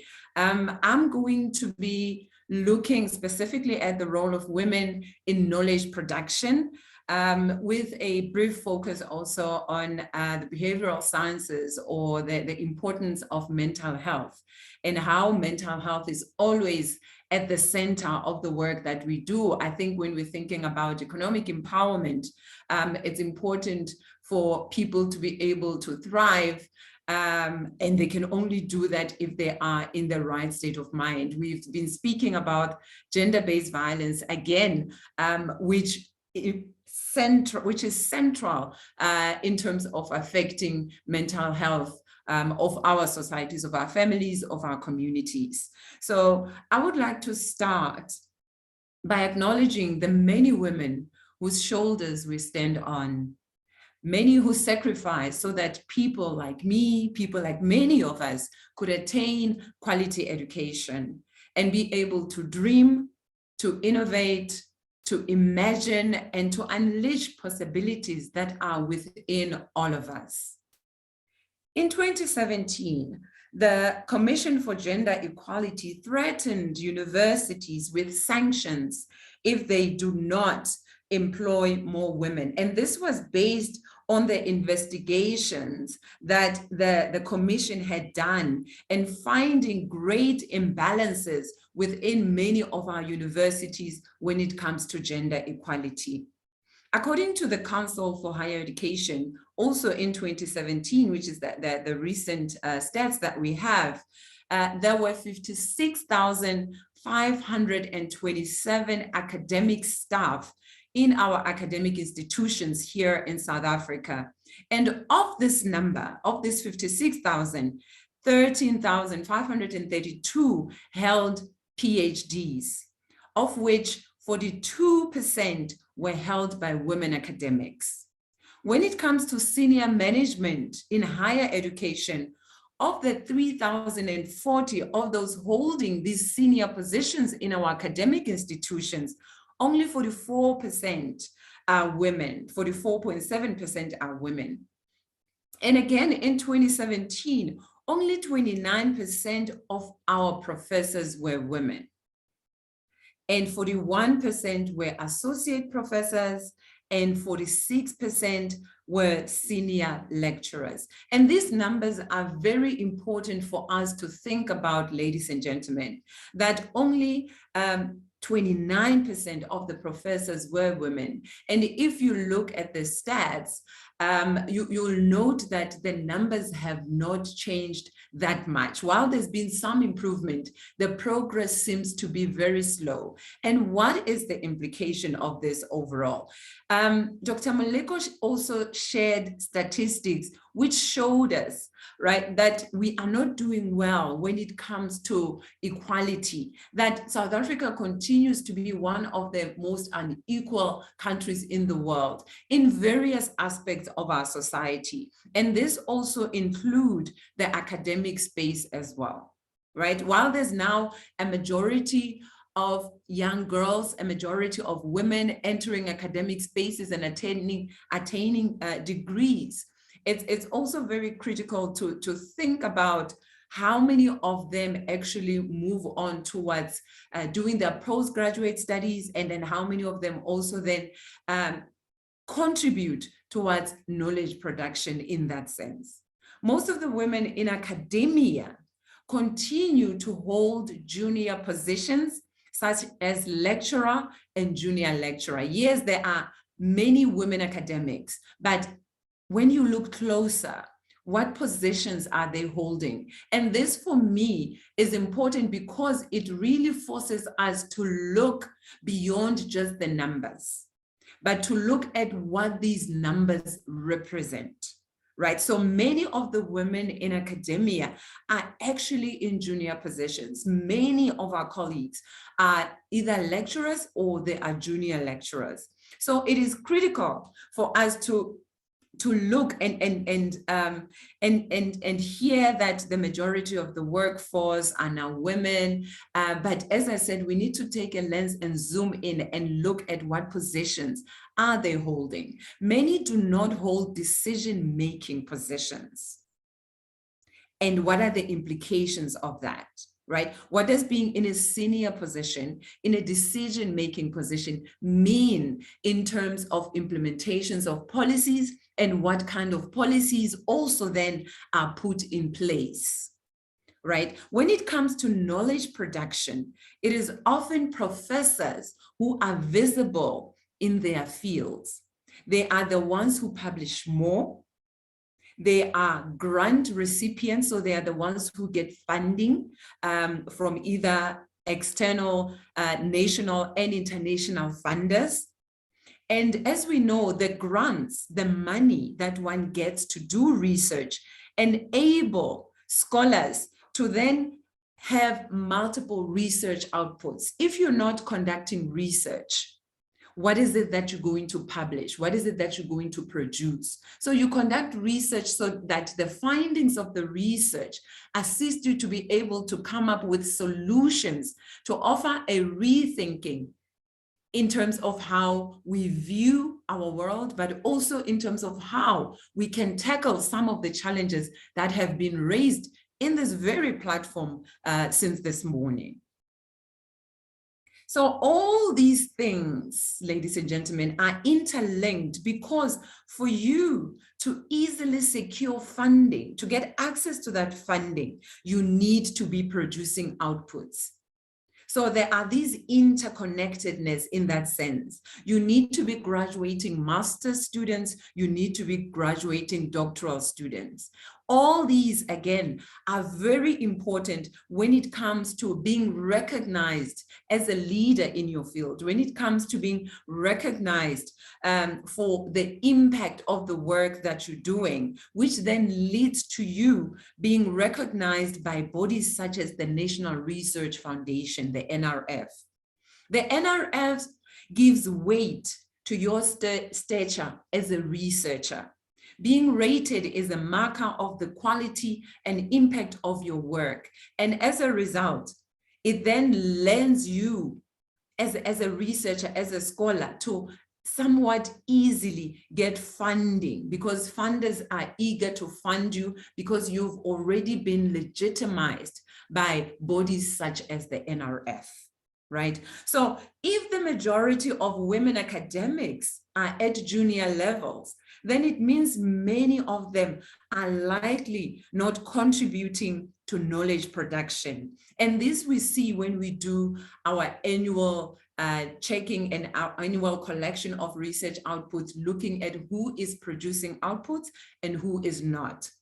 And which then means who is contributing towards knowledge production and who is not. Right. And not only just producing knowledge, because when you produce knowledge, it means you are publishing articles, it means you're publishing books. And when you do that, then it also means you're contributing to the building and shaping of your respective discipline in the way that counts within academic spaces, but also in rethinking some of the societal challenges. Brightness Mongoloti notes that most women, especially Black African women, still fulfill the roles of being both a staff member at the university, but at the same time being a postgraduate student. So many women in academia have to juggle many roles at the same time. So while you are a junior lecturer, it means you have not attained your doctoral studies yet. While you are a lecturer, it means that you might, again, still be busy with your doctoral studies. And for that, it means you need to find ways to be able to manage your time. And we know, ladies and gentlemen, that your time is not only limited to the workplace, your time is not limited to you being a staff member, but your time is also needed and required in the home space, in the family. And we know that often women are the ones who carry the burden of care. Women are the ones who often carry the burden of family, taking care of family members as well, right? Which means that often they cannot concentrate on their research. So they cannot contribute towards outputs, and also on sourcing study and research grants. So many of our women colleagues then end up taking longer to complete their doctoral studies. Instead of taking 3 or 4 years, they take maybe 5 or 7 years. And what are the implications of that? Again, it means only certain voices remain audible when it comes to who can produce knowledge and who can be a knowledge producer. So women still have a catching up game that they are playing within academic space in this sense. They are also expected to teach undergraduate classes in addition to their own studies that come with added administrative duties. And if you are working at an institution such as the one that I work at UNISA, we have thousands and thousands of students. So when we're talking admin work, when we're talking teaching undergraduate studies, we're talking about being the module leader for a course that has got 15,000 students. So I just want to give you a sense in terms of the amount of work then that's required. And often this labor that is not as rewarded as when you are focusing on research, is carried mostly by women, because women are the ones who are in the majority of being the staff at the junior level. It's the lecturers and the junior lecturers who are teaching. It's the professors and the associate professors who are conducting research, who are in the lab, who are in the field, who have funding. So then it makes it difficult for many women to catch up in this game that they entered late in the first place, right? So in the end, most women opt to study part-time, which then ultimately means they take double the time to complete their qualification. This affects the rate at which, as I've said, they progress up within the academic ranks. Research further shows that women academics continue to still be viewed as tokens, right? They remain excluded from decision-making platforms. They are often silenced and they are often bullied.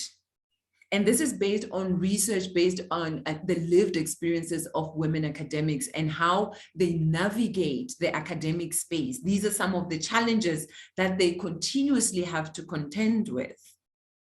They continue to have limited access to mentors as well. If there aren't enough women professors, who are you going to go to? Who are you going to approach to assist you to mentor you within this academic space, right? So there's also that challenge as well. So overall, women in institutions of higher learning continue to be marginalized.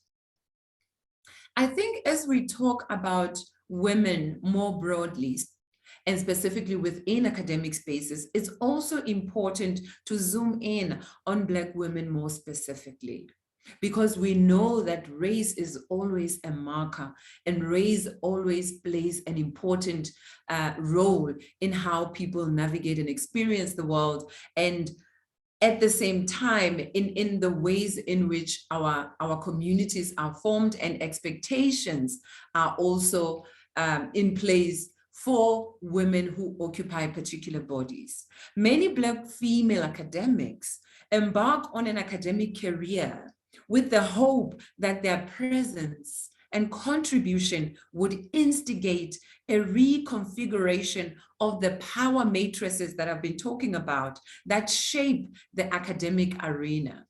However, in reality, while the presence of women is visible, as the numbers would show us, there continues to be a degree of deliberate stonewalling that prevents women from realizing this goal.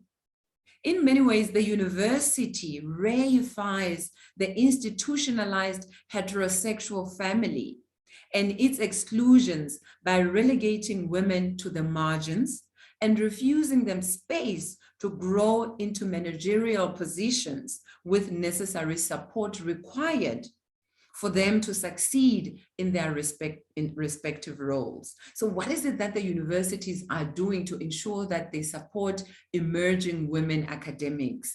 It is that effort that is needed, that needs to be in place for change to happen so that women can also be able to move up in academic ranks so that they can also be professors.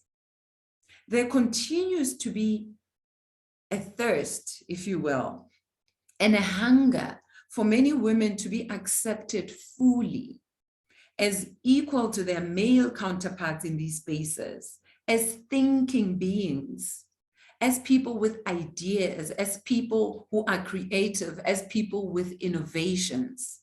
An example was given earlier, I think it was Dr. Moleko, if I'm not mistaken, talking about also the kinds of spaces that women inhabit, that women are still in the minority when it comes to the mining industry, for example.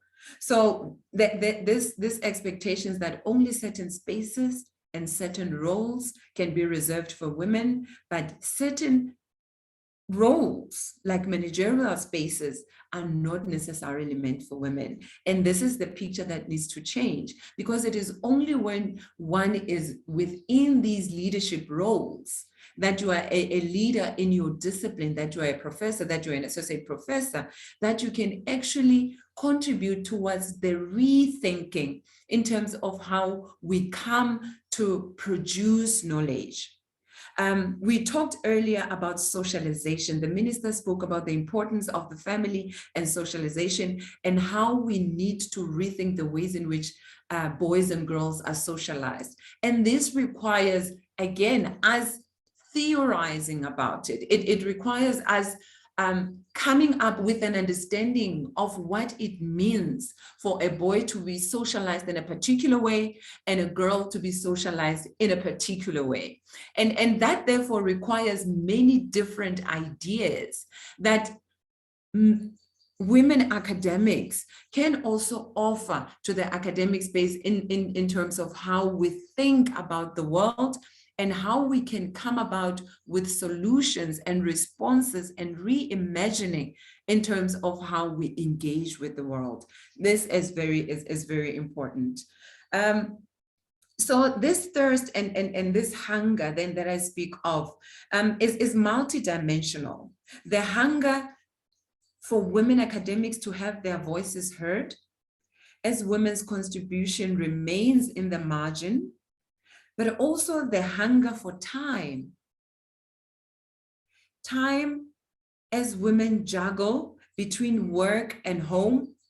What time do I give to the office, to admin, to assignments, to writing papers, to my workspace? But also what time do I give to the home space, to responsibilities, to the care that is expected within that home, right? And also being in the publication race. There's expectations that each year you need to publish a certain number of outputs. How do you manage that when you have this hunger for time, when there does not seem to be sufficient time for you to do all this work, right? According to one of the scholars in this field, Stanley, a high number of Black women faculty have indicated how they have had to sacrifice family and non-academic commitments for some years while working to establish their career. Or they felt compelled to refrain from participating in these commitments for fear of not achieving promotion. So then many women in academic spaces are then put in a position where they have to make these difficult decisions, because the space is set up in such a way that forces women to be in the position where they have to make this decision.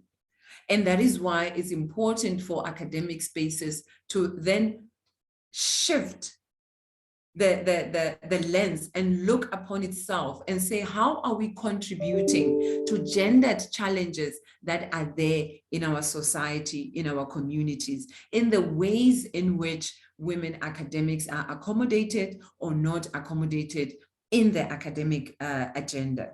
It therefore becomes important to think about the cost of being a Black academic woman more broadly, but also in South Africa in particular. Young staff members who choose to start families are often made to feel incompetent and irresponsible when they object, for example, to meetings that are being held at times that make it impossible for them to juggle work and family responsibilities. So something that others may perceive as mundane, as scheduling a meeting at 5 p.m., scheduling a meeting in the evening, actually has very practical and material implications for a woman academic who has to juggle family and work responsibilities. And I know this is not only, this particular point is not only limited to academic spaces, but it also bleeds into other spaces as well when we think about the ways in which our workplaces are configured. So when 1994 happened, when changes started happening and we're talking about gender empowerment, women empowerment, and have beautiful policies in place. One of the things that I think we have not really seriously thought about and given attention to is also the structural change that is required. How do these structures, how do these places make it possible and feasible for women who are now given the opportunity to enter these spaces to be able to thrive in these spaces? Remembering and acknowledging that when these spaces were created a long time ago, they were created without women in mind. And now that women are inhabiting these spaces, what is it that needs to happen to ensure that women thrive in these spaces? Although there is already some flexibility in academia, the reality is that the demands of the workplace can easily overtake personal time and lead to burnout, because you want to juggle everything at the same time so that nothing suffers. But what that then does is that obviously it's going to lead to some mental health challenges, which can also inevitably lead to physical challenges as well. So things that we speak about, we say a person is stressed, a person is feeling burnt out, again, sometimes directly linked to these expectations and people forcing themselves to be able to function within a space and a platform that makes it difficult for them to be able to function. And then obviously the forcing of doing that work leads to burnout. The forcing of leading, of making sure that you reach the deadline when you're supposed to, ultimately may lead to a mental breakdown, mental health issues, right? And this is where I would like to zoom in on the cognitive and behavioral aspects of women being in spaces that do not acknowledge them and where they are treated as less than, right? As if someone is doing you a favor by you being in this space, and the space not being set up in a way that you can feel ownership of it as well. It's almost as if you are a perpetual guest, if you will. So maintaining good working relationships, feeling valued, and working in a positive environment all make a difference to women's mental health and to the overall workplace positive experience. In fact, many studies have shown that companies that invest in the well-being of its employees improve their employee productivity and performance, right? I'm sure this is not new to us. For professional women, for professional academic women, their mental health is influenced by day-to-day experiences with colleagues and managers and how purposeful they feel in the actual work that they do.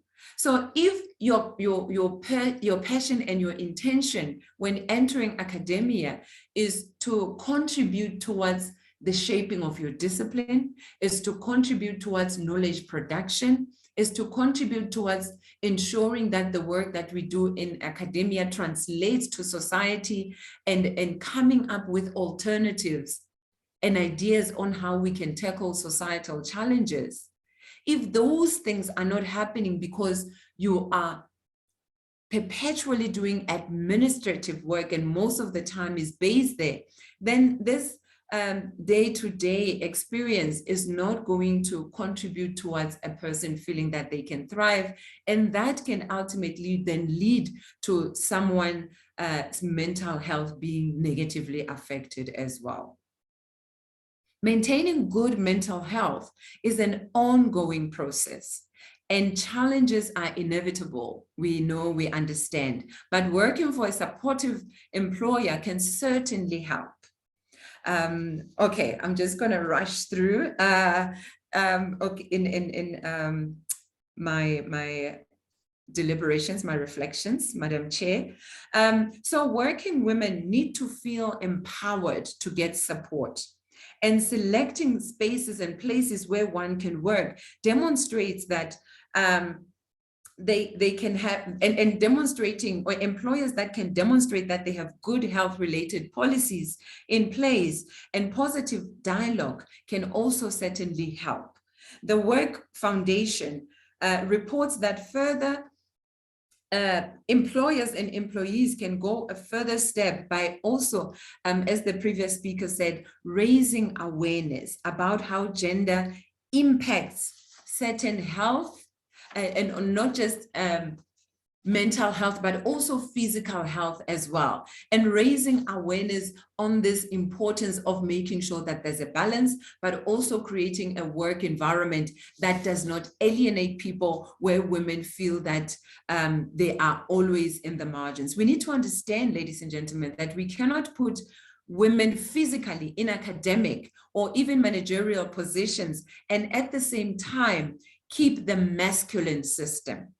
Often women are put in this position physically or anatomically. We see a woman in a position of power and we celebrate, but existentially and psychologically, but also systemically, they are still expected to function like men. That is problematic. This may lead to what we call cognitive dissonance, right? Which speaks to ways in which women may experience conflicting attitudes, beliefs, or behaviors within their work environment. So in conclusion, many emerging Black women in academia have had to struggle to find their place within the patriarchal heterosexual institutions they work in. With the number of Black women leaders being minimal, role models and mentors have been difficult to come by. The challenge of role models and mentors have been highlighted by other scholars as well. And therefore, it's important to create spaces and opportunities for mentorship within academia and between academics and activists in the communities, like some of you in the work that you're doing in communities. The process of mentorship is complex, as it requires time, honesty, sacrifice, and dedication. However, it is necessary if we want to see change within academic spaces and within our communities more broadly. This requires restructuring of the university space so that women can also feel ownership of these spaces. And with that, ladies and gentlemen, I shall pause here and thank you very much for listening to me. Thank you, Madam Chair. Thank you very much, Prof. Shoo, what a mouthful. I'm actually sitting here thinking of what my colleague Brightness also made mention of. And these are facts, Prof. These are facts that women across all spectrums basically have to undergo. And you know, with what you've said, the onus is on us as women, and of course on men, to shift the narrative, to also swap roles and see our concerns from our perspective. Basically exchange lenses, you know, so that they see, I'm not sure about feeling what we feel, but they see what we see. Perhaps that on its own might just change the perception. I think with that said, Prof, I would like to take this opportunity to thank the staff at MRM, who actually, without them, this webinar would not have happened. To thank the chairperson, to thank the MRM board members, and also to thank all our esteemed speakers, our minister, to thank the attendees. I'm going to now open up. I think I'll start with any form of questions that our attendees may have for Father Mkhatshwa. And as you saw, colleagues, our minister has had to step out of the platform. So I do not think that there will be any answers or responses. However, we can capture them and hopefully pose the questions to her and share them with yourselves later on. And questions to all our speakers. Are there any questions that you may wish to pose to Father Mkhatshwa? Colleagues, please just raise your hand and we'll be able to identify you from there.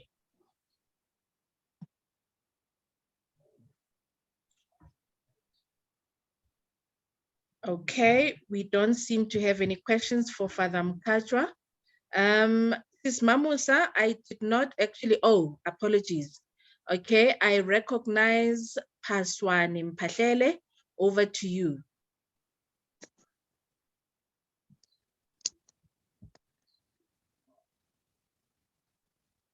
You are muted, Paswani.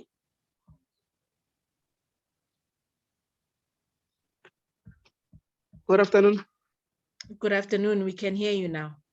Yeah, I'm Fana Mabuza. I don't know, not Pashan. Oh, okay. No, Pastor Mphahlele is me. I think I'm on platform. I don't know if Mr. Mabuza was correctly identified. I had identified Paswani Mphahlele. I'll hand over to you, Fana, after Paswani has commented, and then I see Father Smangaliso Mkhatshwa's hand is also up. Let's start with you, Paswani. Thank you very much. My name is Pastor Mphahlele. I'm a young activist in South Africa. My question basically is to the movement, to Baba Mkhatshwa. We wanted to ask, is there any possible ways in which we can form partnerships or relations with the Moral Regeneration Movement in establishing maritime education or maritime studies, particularly across institutions of learning? We believe our partnership can assist us insofar as how far we can get the message to our colleagues.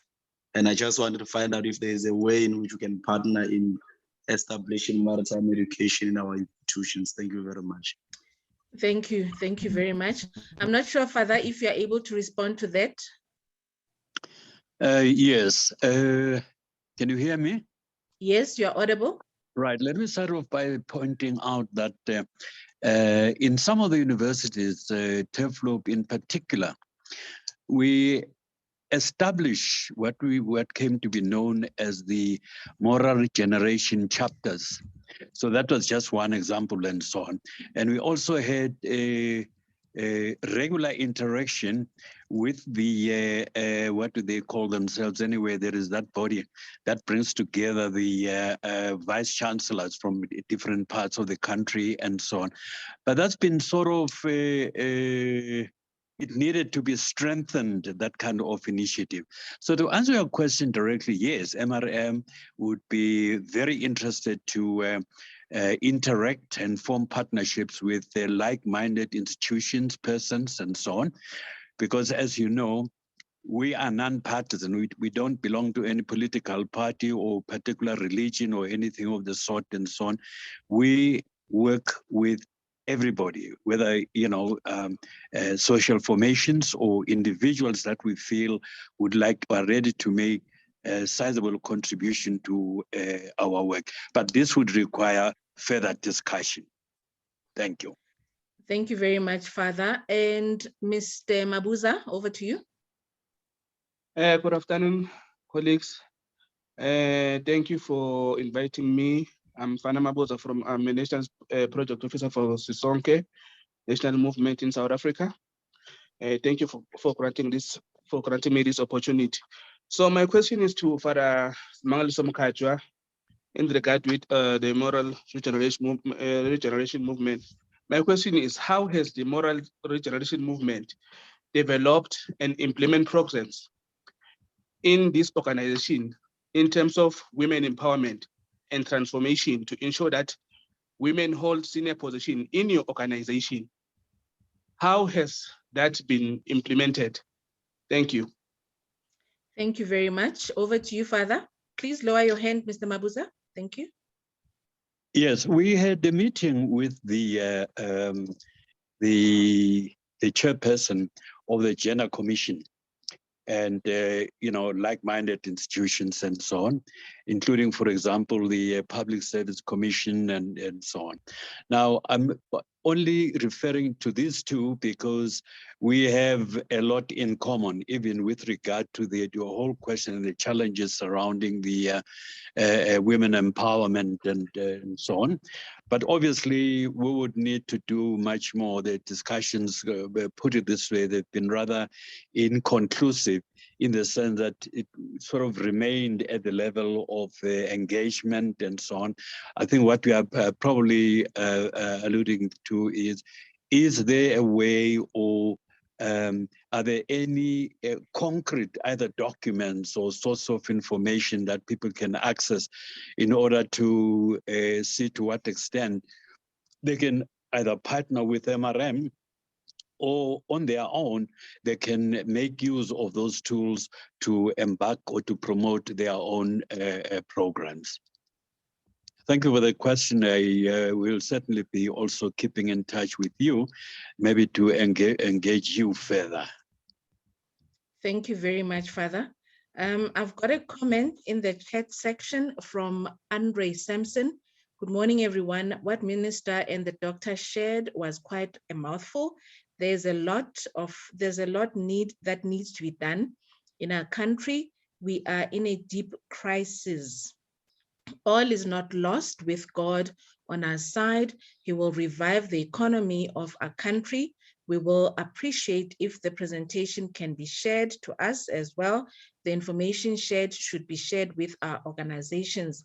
I thank you. And it's Reverend M.I. Mkuzulwa, NC. And Dr. Muliko has responded to the other inquiries and comments that were made. Just going through the comment section. Is it possible for government to reduce the tenders? Okay, this question, as I had made mention, we will have to copy and paste and send to the minister, as she's currently not available to respond to your inquiry. And I just want to see here.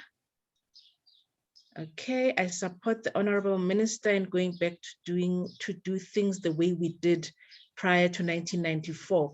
This is Motapo, where the government was responsible for building and maintaining the country's infrastructure. There was no consultants and tenderpreneurs then. The specialists and engineers, you name them, were there within the government on the government's payroll, and our infrastructure, apologies,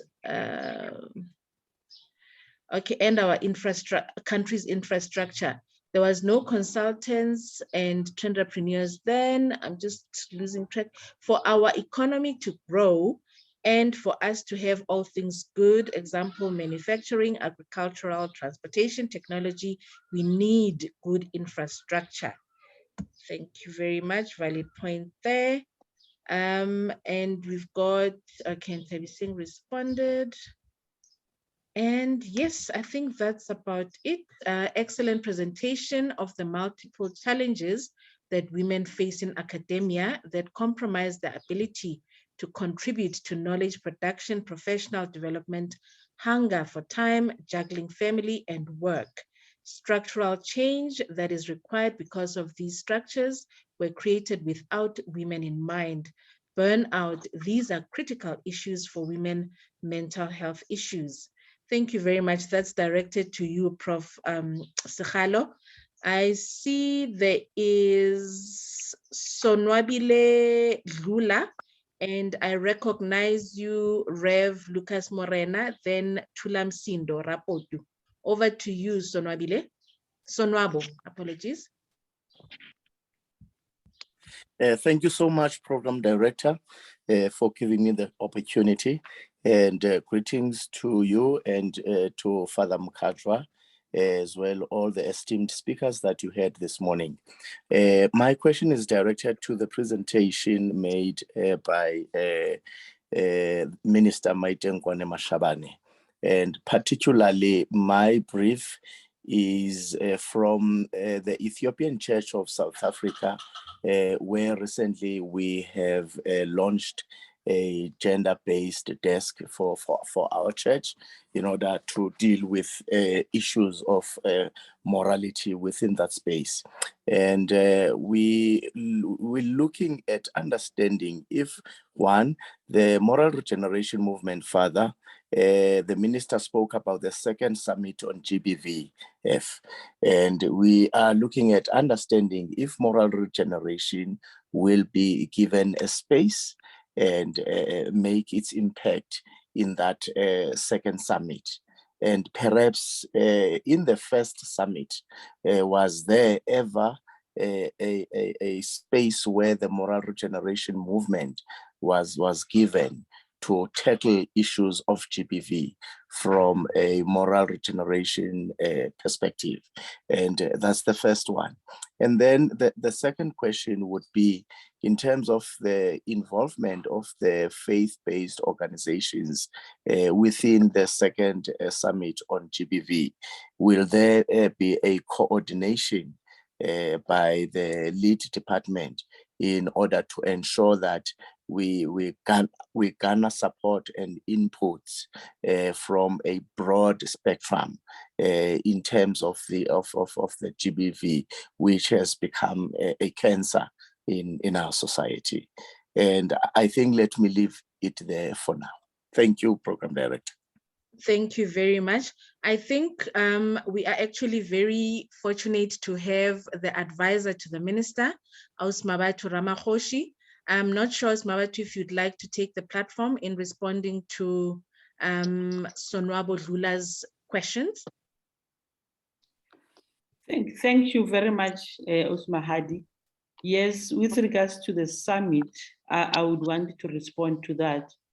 The second summit that the president is calling is the summit around accountability.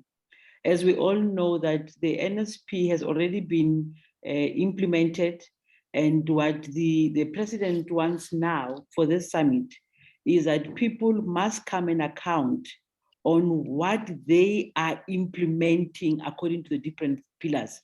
So it's not a summit like the first one, where the CSOs demanded for that summit and everybody came and raised the issues that are affecting them. And the result of first summit was the NSP, and the NSP has clear indicators of what needs to happen and when. So the coming summit is not an open summit. It's a summit where private sector will come and say, for Pillar 5, if you look at Pillar 5 is about economic power. And one of the things that needs to happen there is to ensure that there is work of equal value and equal pay. So the private sector must come and say, for us as the private sector, in our space, we have now canceled the disparities around salaries of equal value. Now, the maybe social development will come for Pillar 4, that talks of support and say we have made this many shelters, we have trained this many social workers. So the summit will have fewer people because it's an accountability summit. It's not a summit where we're starting from the beginning.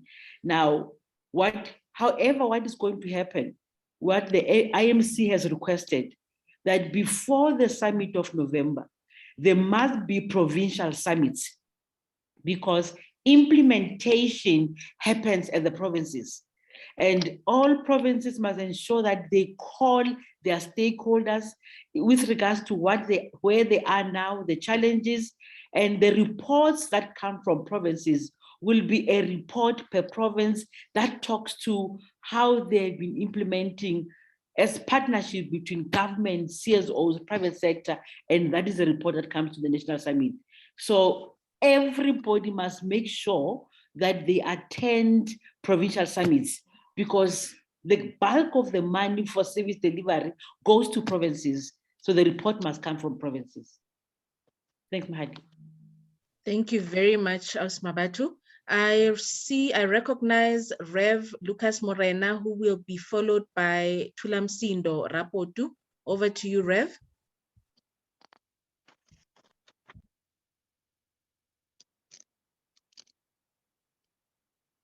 please unmute Rev.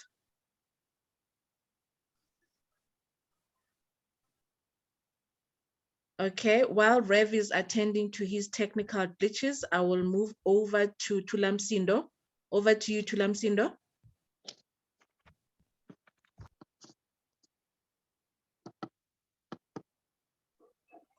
Thank you very much, Ma. Let me take the opportunity to greet all participants and Ntate Mkhatshwa. I want to speak to the issue of moral regeneration. And I want to put it in a way that we would understand where we are as a nation. Personally, I hate violence with all my heart. I know the pain of losing a brother, a sister, and a comrade. And every time when we hear violence, this thing gets into our minds, it deals with us. When we are out there, we don't feel safe. And we're looking at these houses with the hope that we will be safe there. And it is the very houses that kills, that maims, that mess us up. The sad part is we seem not to have a structure that intervenes properly in terms of dealing with these challenges. And I want to request Moral Regeneration to rise above these challenges, take a bold stand, one of collaborating, in the true sense of collaborating, to make sure that we take our country where it has to be. Our children are contesting space with their fathers in the taverns. And when they come back home, the father wants to create an impression that he is a disciplined person, confusing the child further. Normally, he is also confused. So we are just something else. We are no more a family. The family is disintegrating. Everything is falling apart. And my request, Ntate Mkhatshwa, please, please, please, this space needs you and the team and us all. Please rise above the challenges so that we rebuild our country. We bring back Ubuntu. We become South Africa that we wanted to be. For now, we are not. We are just a violent society, and it can't be. Thank you. Thank you, Me. I'm not sure if Rev Morena can be unmuted. If not, we will have to then move on to, I wouldn't know who Lenovo is. Tulamsindo, kindly lower your hand. Rev, are you able to unmute? Okay, please type your comment or question on the comment section if you are unable to unmute. I will move over to, let me go to Platina. Platina Moletsani.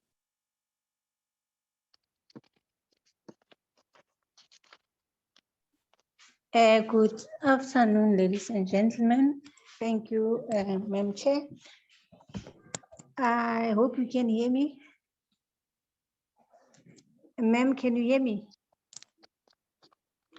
Yes. Yes, you're audible. Yes, ma'am. My apology. I'm just gonna say a few things. The speaker that just have said, just spoken now, has spoke about some of the things that I wanted to speak about. I want to know, this question is to the SAPS. They are saying Northern Cape and Northwest have the highest cases when coming to GBF. So what my question to them is, what is done? Maybe are they having anything they are doing, maybe to make an awareness, or maybe because I know they are part of MRM, they are with us in MRM. But the question is, are we doing enough as SAPS and the community to make an awareness of what is going on? How far, if we are going somewhere, how far are we? Because it looks like the speaker just say the father, the mother, and the children are fighting for the space. What are we doing as moral regeneration to capture that? Because we cannot just talk and not do anything about what we are talking about. So at least we must have a way forward. Like you, as the speaker was saying, we must go, all provinces must have the summit, whereby the summit of November can be, people can account to what has done in the provinces. So I'm asking the Reverend Mkhatshwa as the head, maybe to look into more in the provinces. Are we doing what's supposed to be done, or are we just being moral regeneration, but we are not living there? We are not, what can I say? We are not planting enough so that the community may understand what is MRM all about. Are we planting enough so that the community understand our moral regeneration? What are we talking about when we talk about moral regeneration? Because sometimes the people in moral regeneration are the one also who need to be regenerated. Their morals have been, we are decayed as part of the moral regeneration people.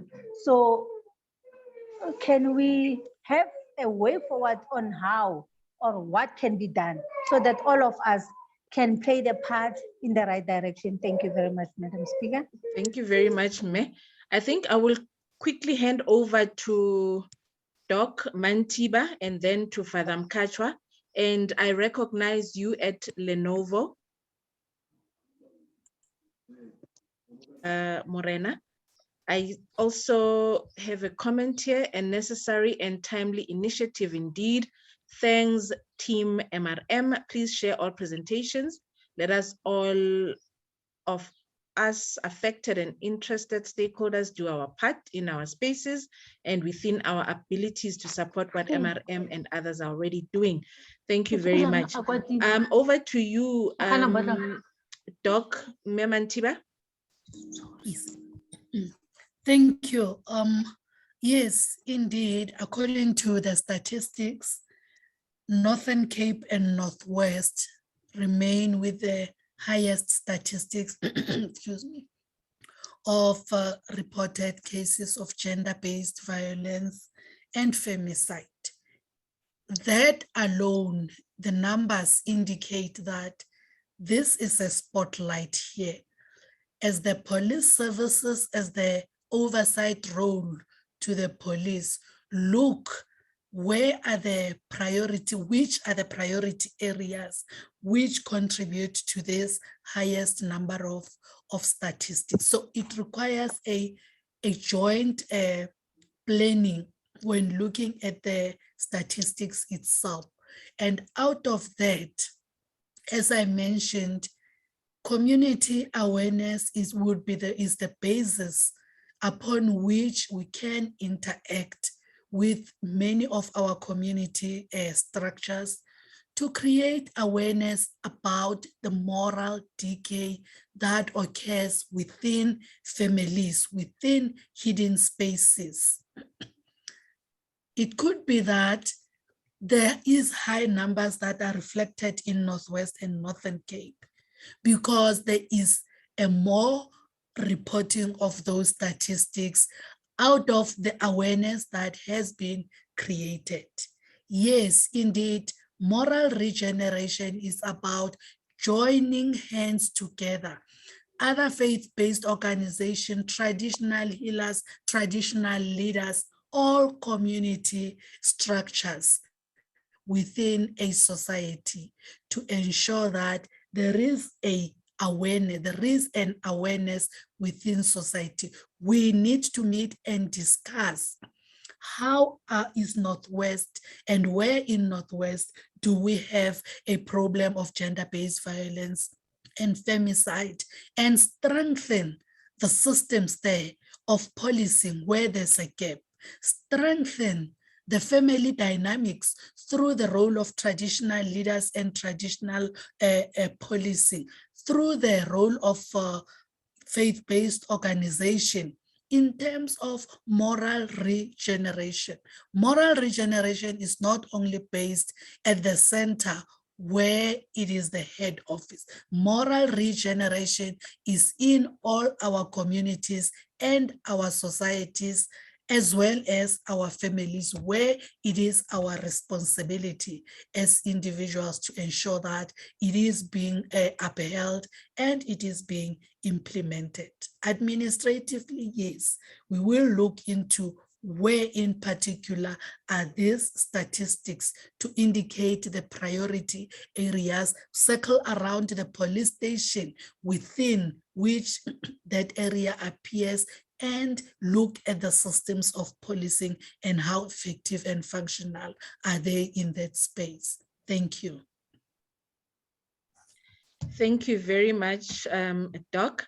I think I will hand over to Father and then move over to Lenovo. Why I'm laughing is because this is quite a big one. Let me respond by, first of all, appreciating the input that were made by our eminent speakers. And listening to all of them, I got the impression that perhaps all what they were doing really was to try and help us map the way forward, but also to do an analysis of the nature of the problem that we are faced with. But what needs to be done now is to go beyond that, is to bring together the various interested sectors of the community, organizations that have an interest in this issue, and then see to what extent as organizations, and as a matter of fact, non-governmental organizations primarily, then to see to what extent we can partner with government. Let me give you an example of a very successful MRM.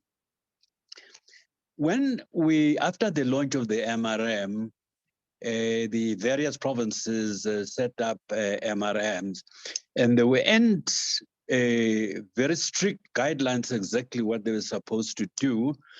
But there was a lot of excitement, a lot of enthusiasm, and so on. Some provinces, right from the beginning, probably made a mess of it. Others did an absolutely splendid job, and so on, with the result, therefore, that up to today, some of the initiatives that they embarked upon are still a very good example to what needs to happen today. But in the Northwest Province, just as an example, at one stage, it had probably the best organized MRM in the country. And the reason was as follows. After we'd negotiated with then the first premier, Molefe, that we wanted a partnership. We didn't want the government to run MRM because this would have been contrary to the resolution of the conference. But we wanted to because government is a very important sector. After this discussion, then Molefe said I remember I was part of that discussion.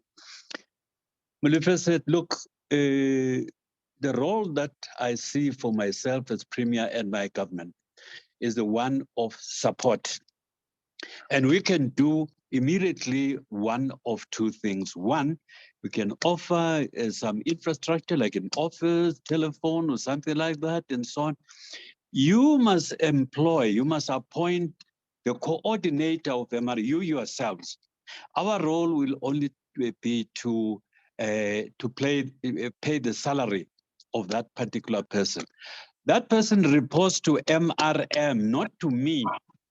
But obviously, because we're using a public resources and for which we must account, we would be interested also to get some kind of a report as to how the resources have been used and so on. But in terms of ultimate accountability, you account to MRM, and MRM involves various organizations, also includes government as a sector. Now, that worked very well for some time until, of course, there were changes of leadership, political leadership, and at some stage we had a huge headache, simply because lots of people now were confused. Is MRM now built? Is in the Premier's office this time? Is it the Premier's project? What is it exactly? And so on. So I'm just saying, cut long story short, that for me, what needs to be done is to try as much as possible, in line with the questions we have raised and suggestions that we have made, to strengthen MRM's relationship with community organizations, because in the final analysis, it is in the family, it is in the villages, it is in the cities, in the workplaces, and so on. It's in the suburbs where MRM will be rooted. And therefore, you need the key players in those categories to come together to agree on a very specific program. And that, of course, would then include people from the academia, people from business, people from the faith-based organization, is probably the most powerful, at least potentially, the most powerful sector because of its numbers, but also because its programs of ethics and morality and so on, I think would be acceptable to a lot of people as long as they work together, not in isolation. So I would say this is work in progress. Maybe a moderator, we would need another forum just to address now in very practical terms, what is it that we are going to do together, how and when and who. It's too big a topic to try and address now. But thanks for the questions. I thought that were very, very, very helpful, but also very important for our office to take on board. Thank you, Chair. Thank you very much. Thank you, Father. Ed Lenovo, over to you. Good afternoon, Chair. My apologies for the pseudonym or the undercover name, but my name is William Steenkamp. I'm not sure why my computer is reflecting Lenovo. Actually, the make of the machine.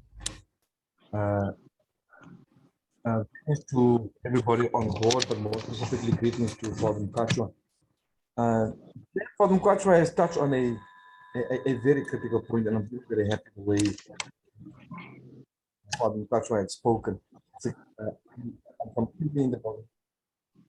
It's an issue that I've been raising with the Moral Regeneration Movement for the past 4 months now, specifically to the origins of the genesis as to how the MRM offices were established. I'm happy that Father is saying that we will have a further more that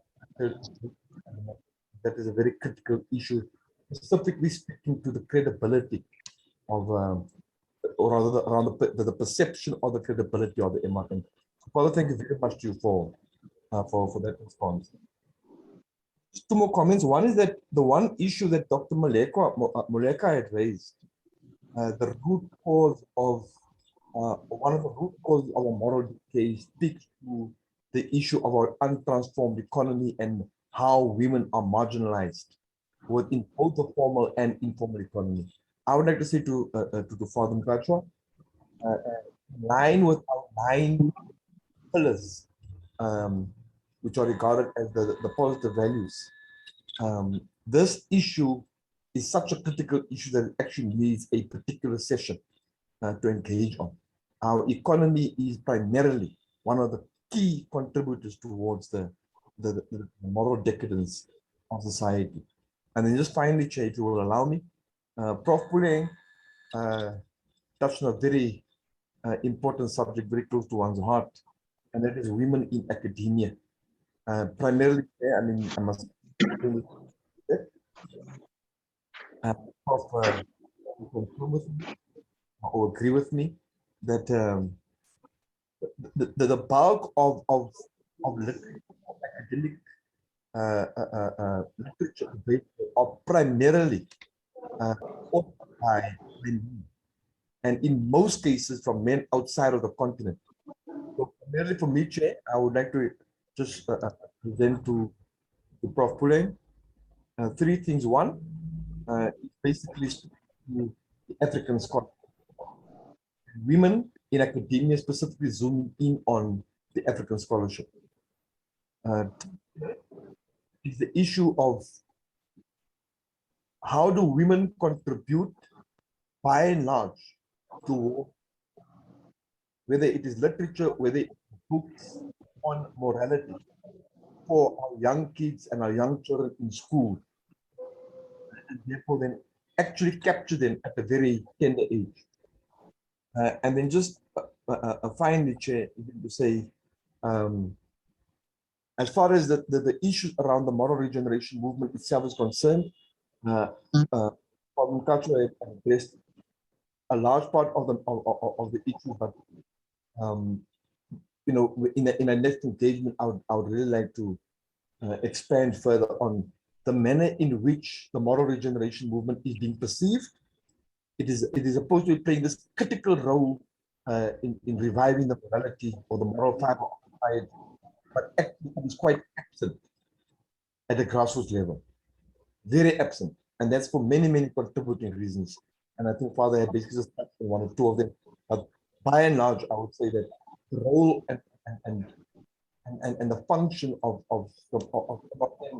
the broader society at the grassroots level actually needs to be enhanced. But thank you very much, Chair. Thank you so much.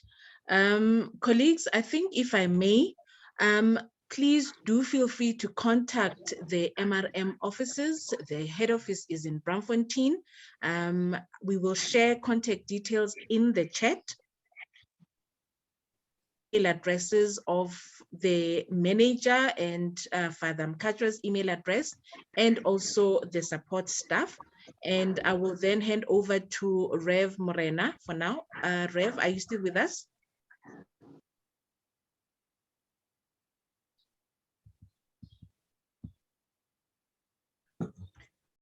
We seem to have lost Rev Morena.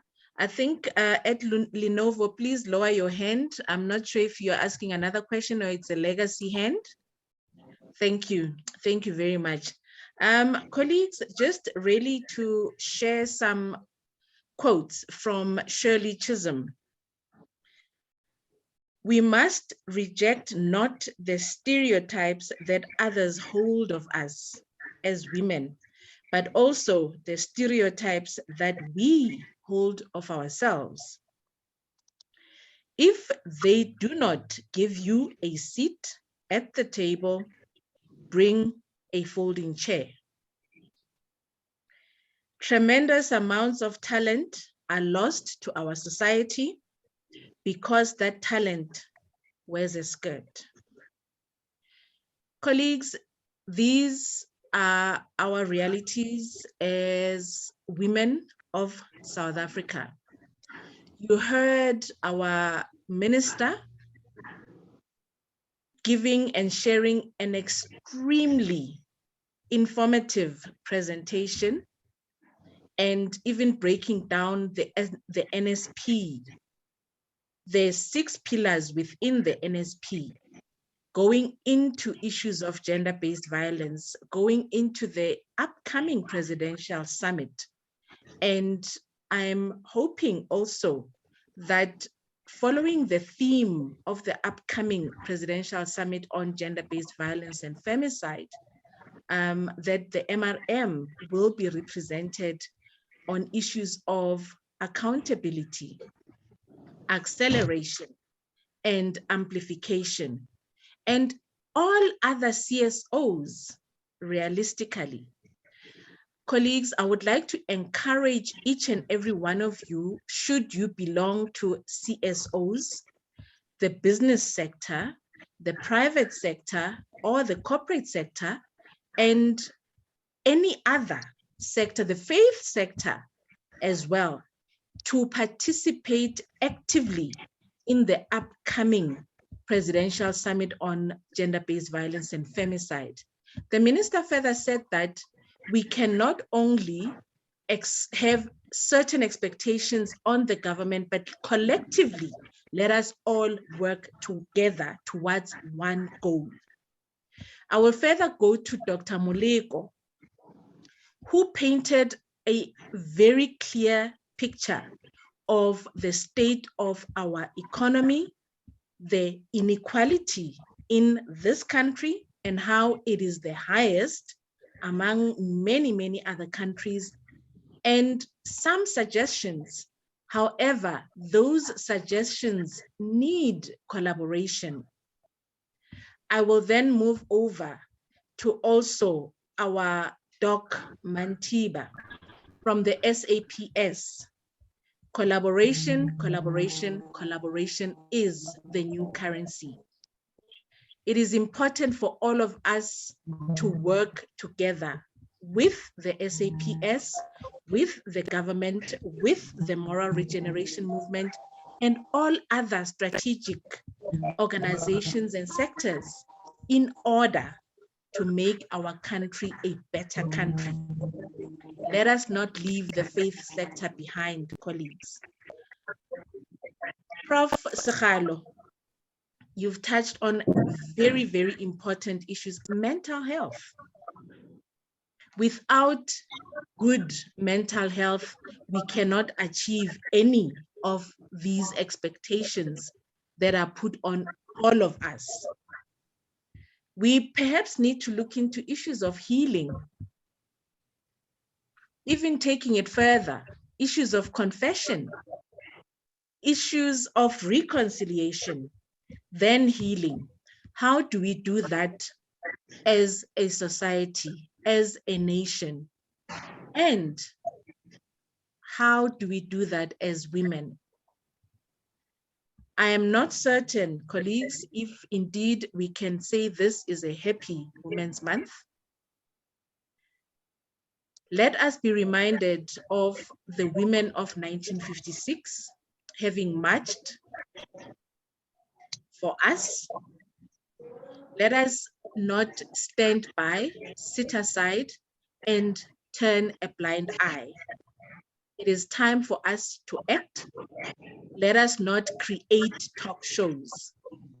With those words, I am not sure if Usis Mamusa from the MRM wishes to say anything from her end, and then I will hand over to Father to conclude. Ms. Mamusa, any words from your side?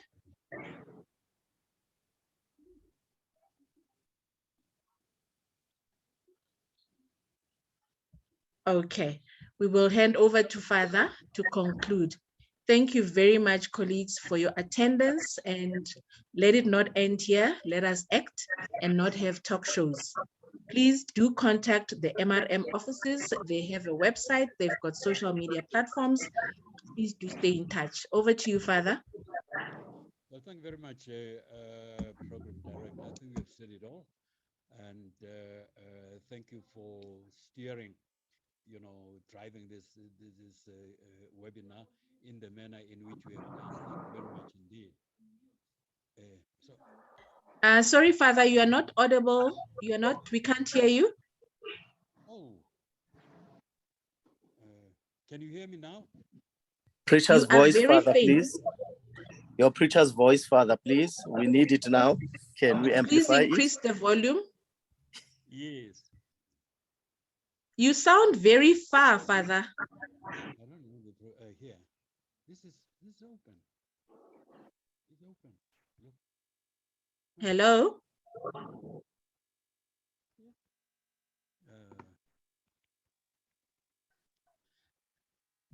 Can you try again, Father? Can you hear me? Yes, but you are very faint. Yes, I was saying that I don't really want to repeat what you have articulated so very ably. And sure, you are extremely faint, Father. Sorry, I'm not sure if Tabiso can assist you with your sound.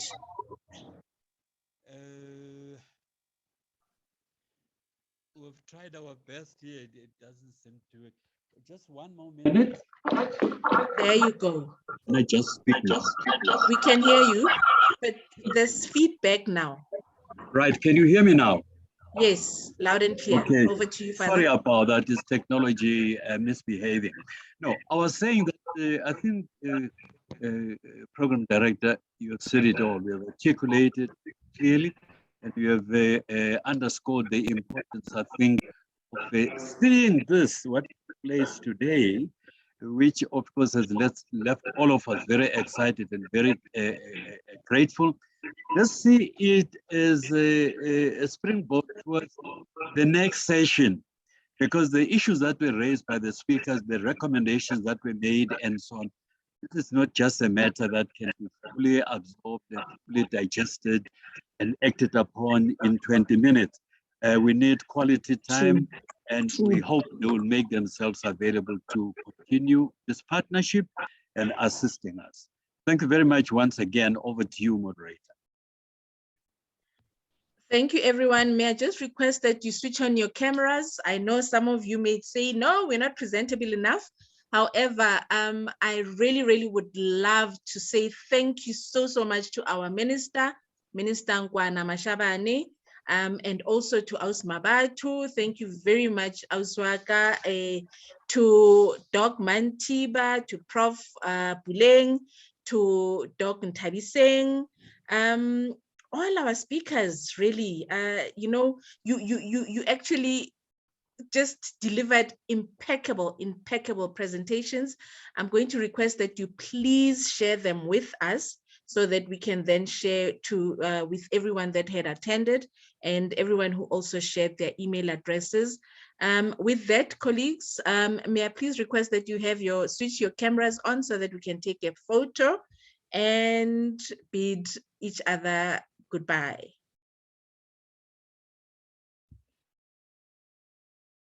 And there you go. More photos, please, colleagues. Oh, my technology, we see ceilings. We are seeing a whole lot of other, okay.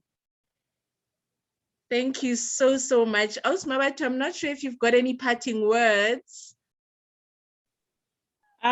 Just to congratulate the MRM for the very successful dialogue, and hoping that they will participate in the provincial summits, but also really reactivating provincial MRM chapters, so that, you know, we have, this country needs to relook inward and really get a new person we're looking for. Thank you very much.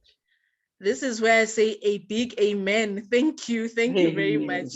Yeah. Thank you, colleagues. Bye-bye. Bye. Bye. Bye. Bye. Thank you very much. Bye-bye. Thank you. Bye. Bye. Bye. Bye.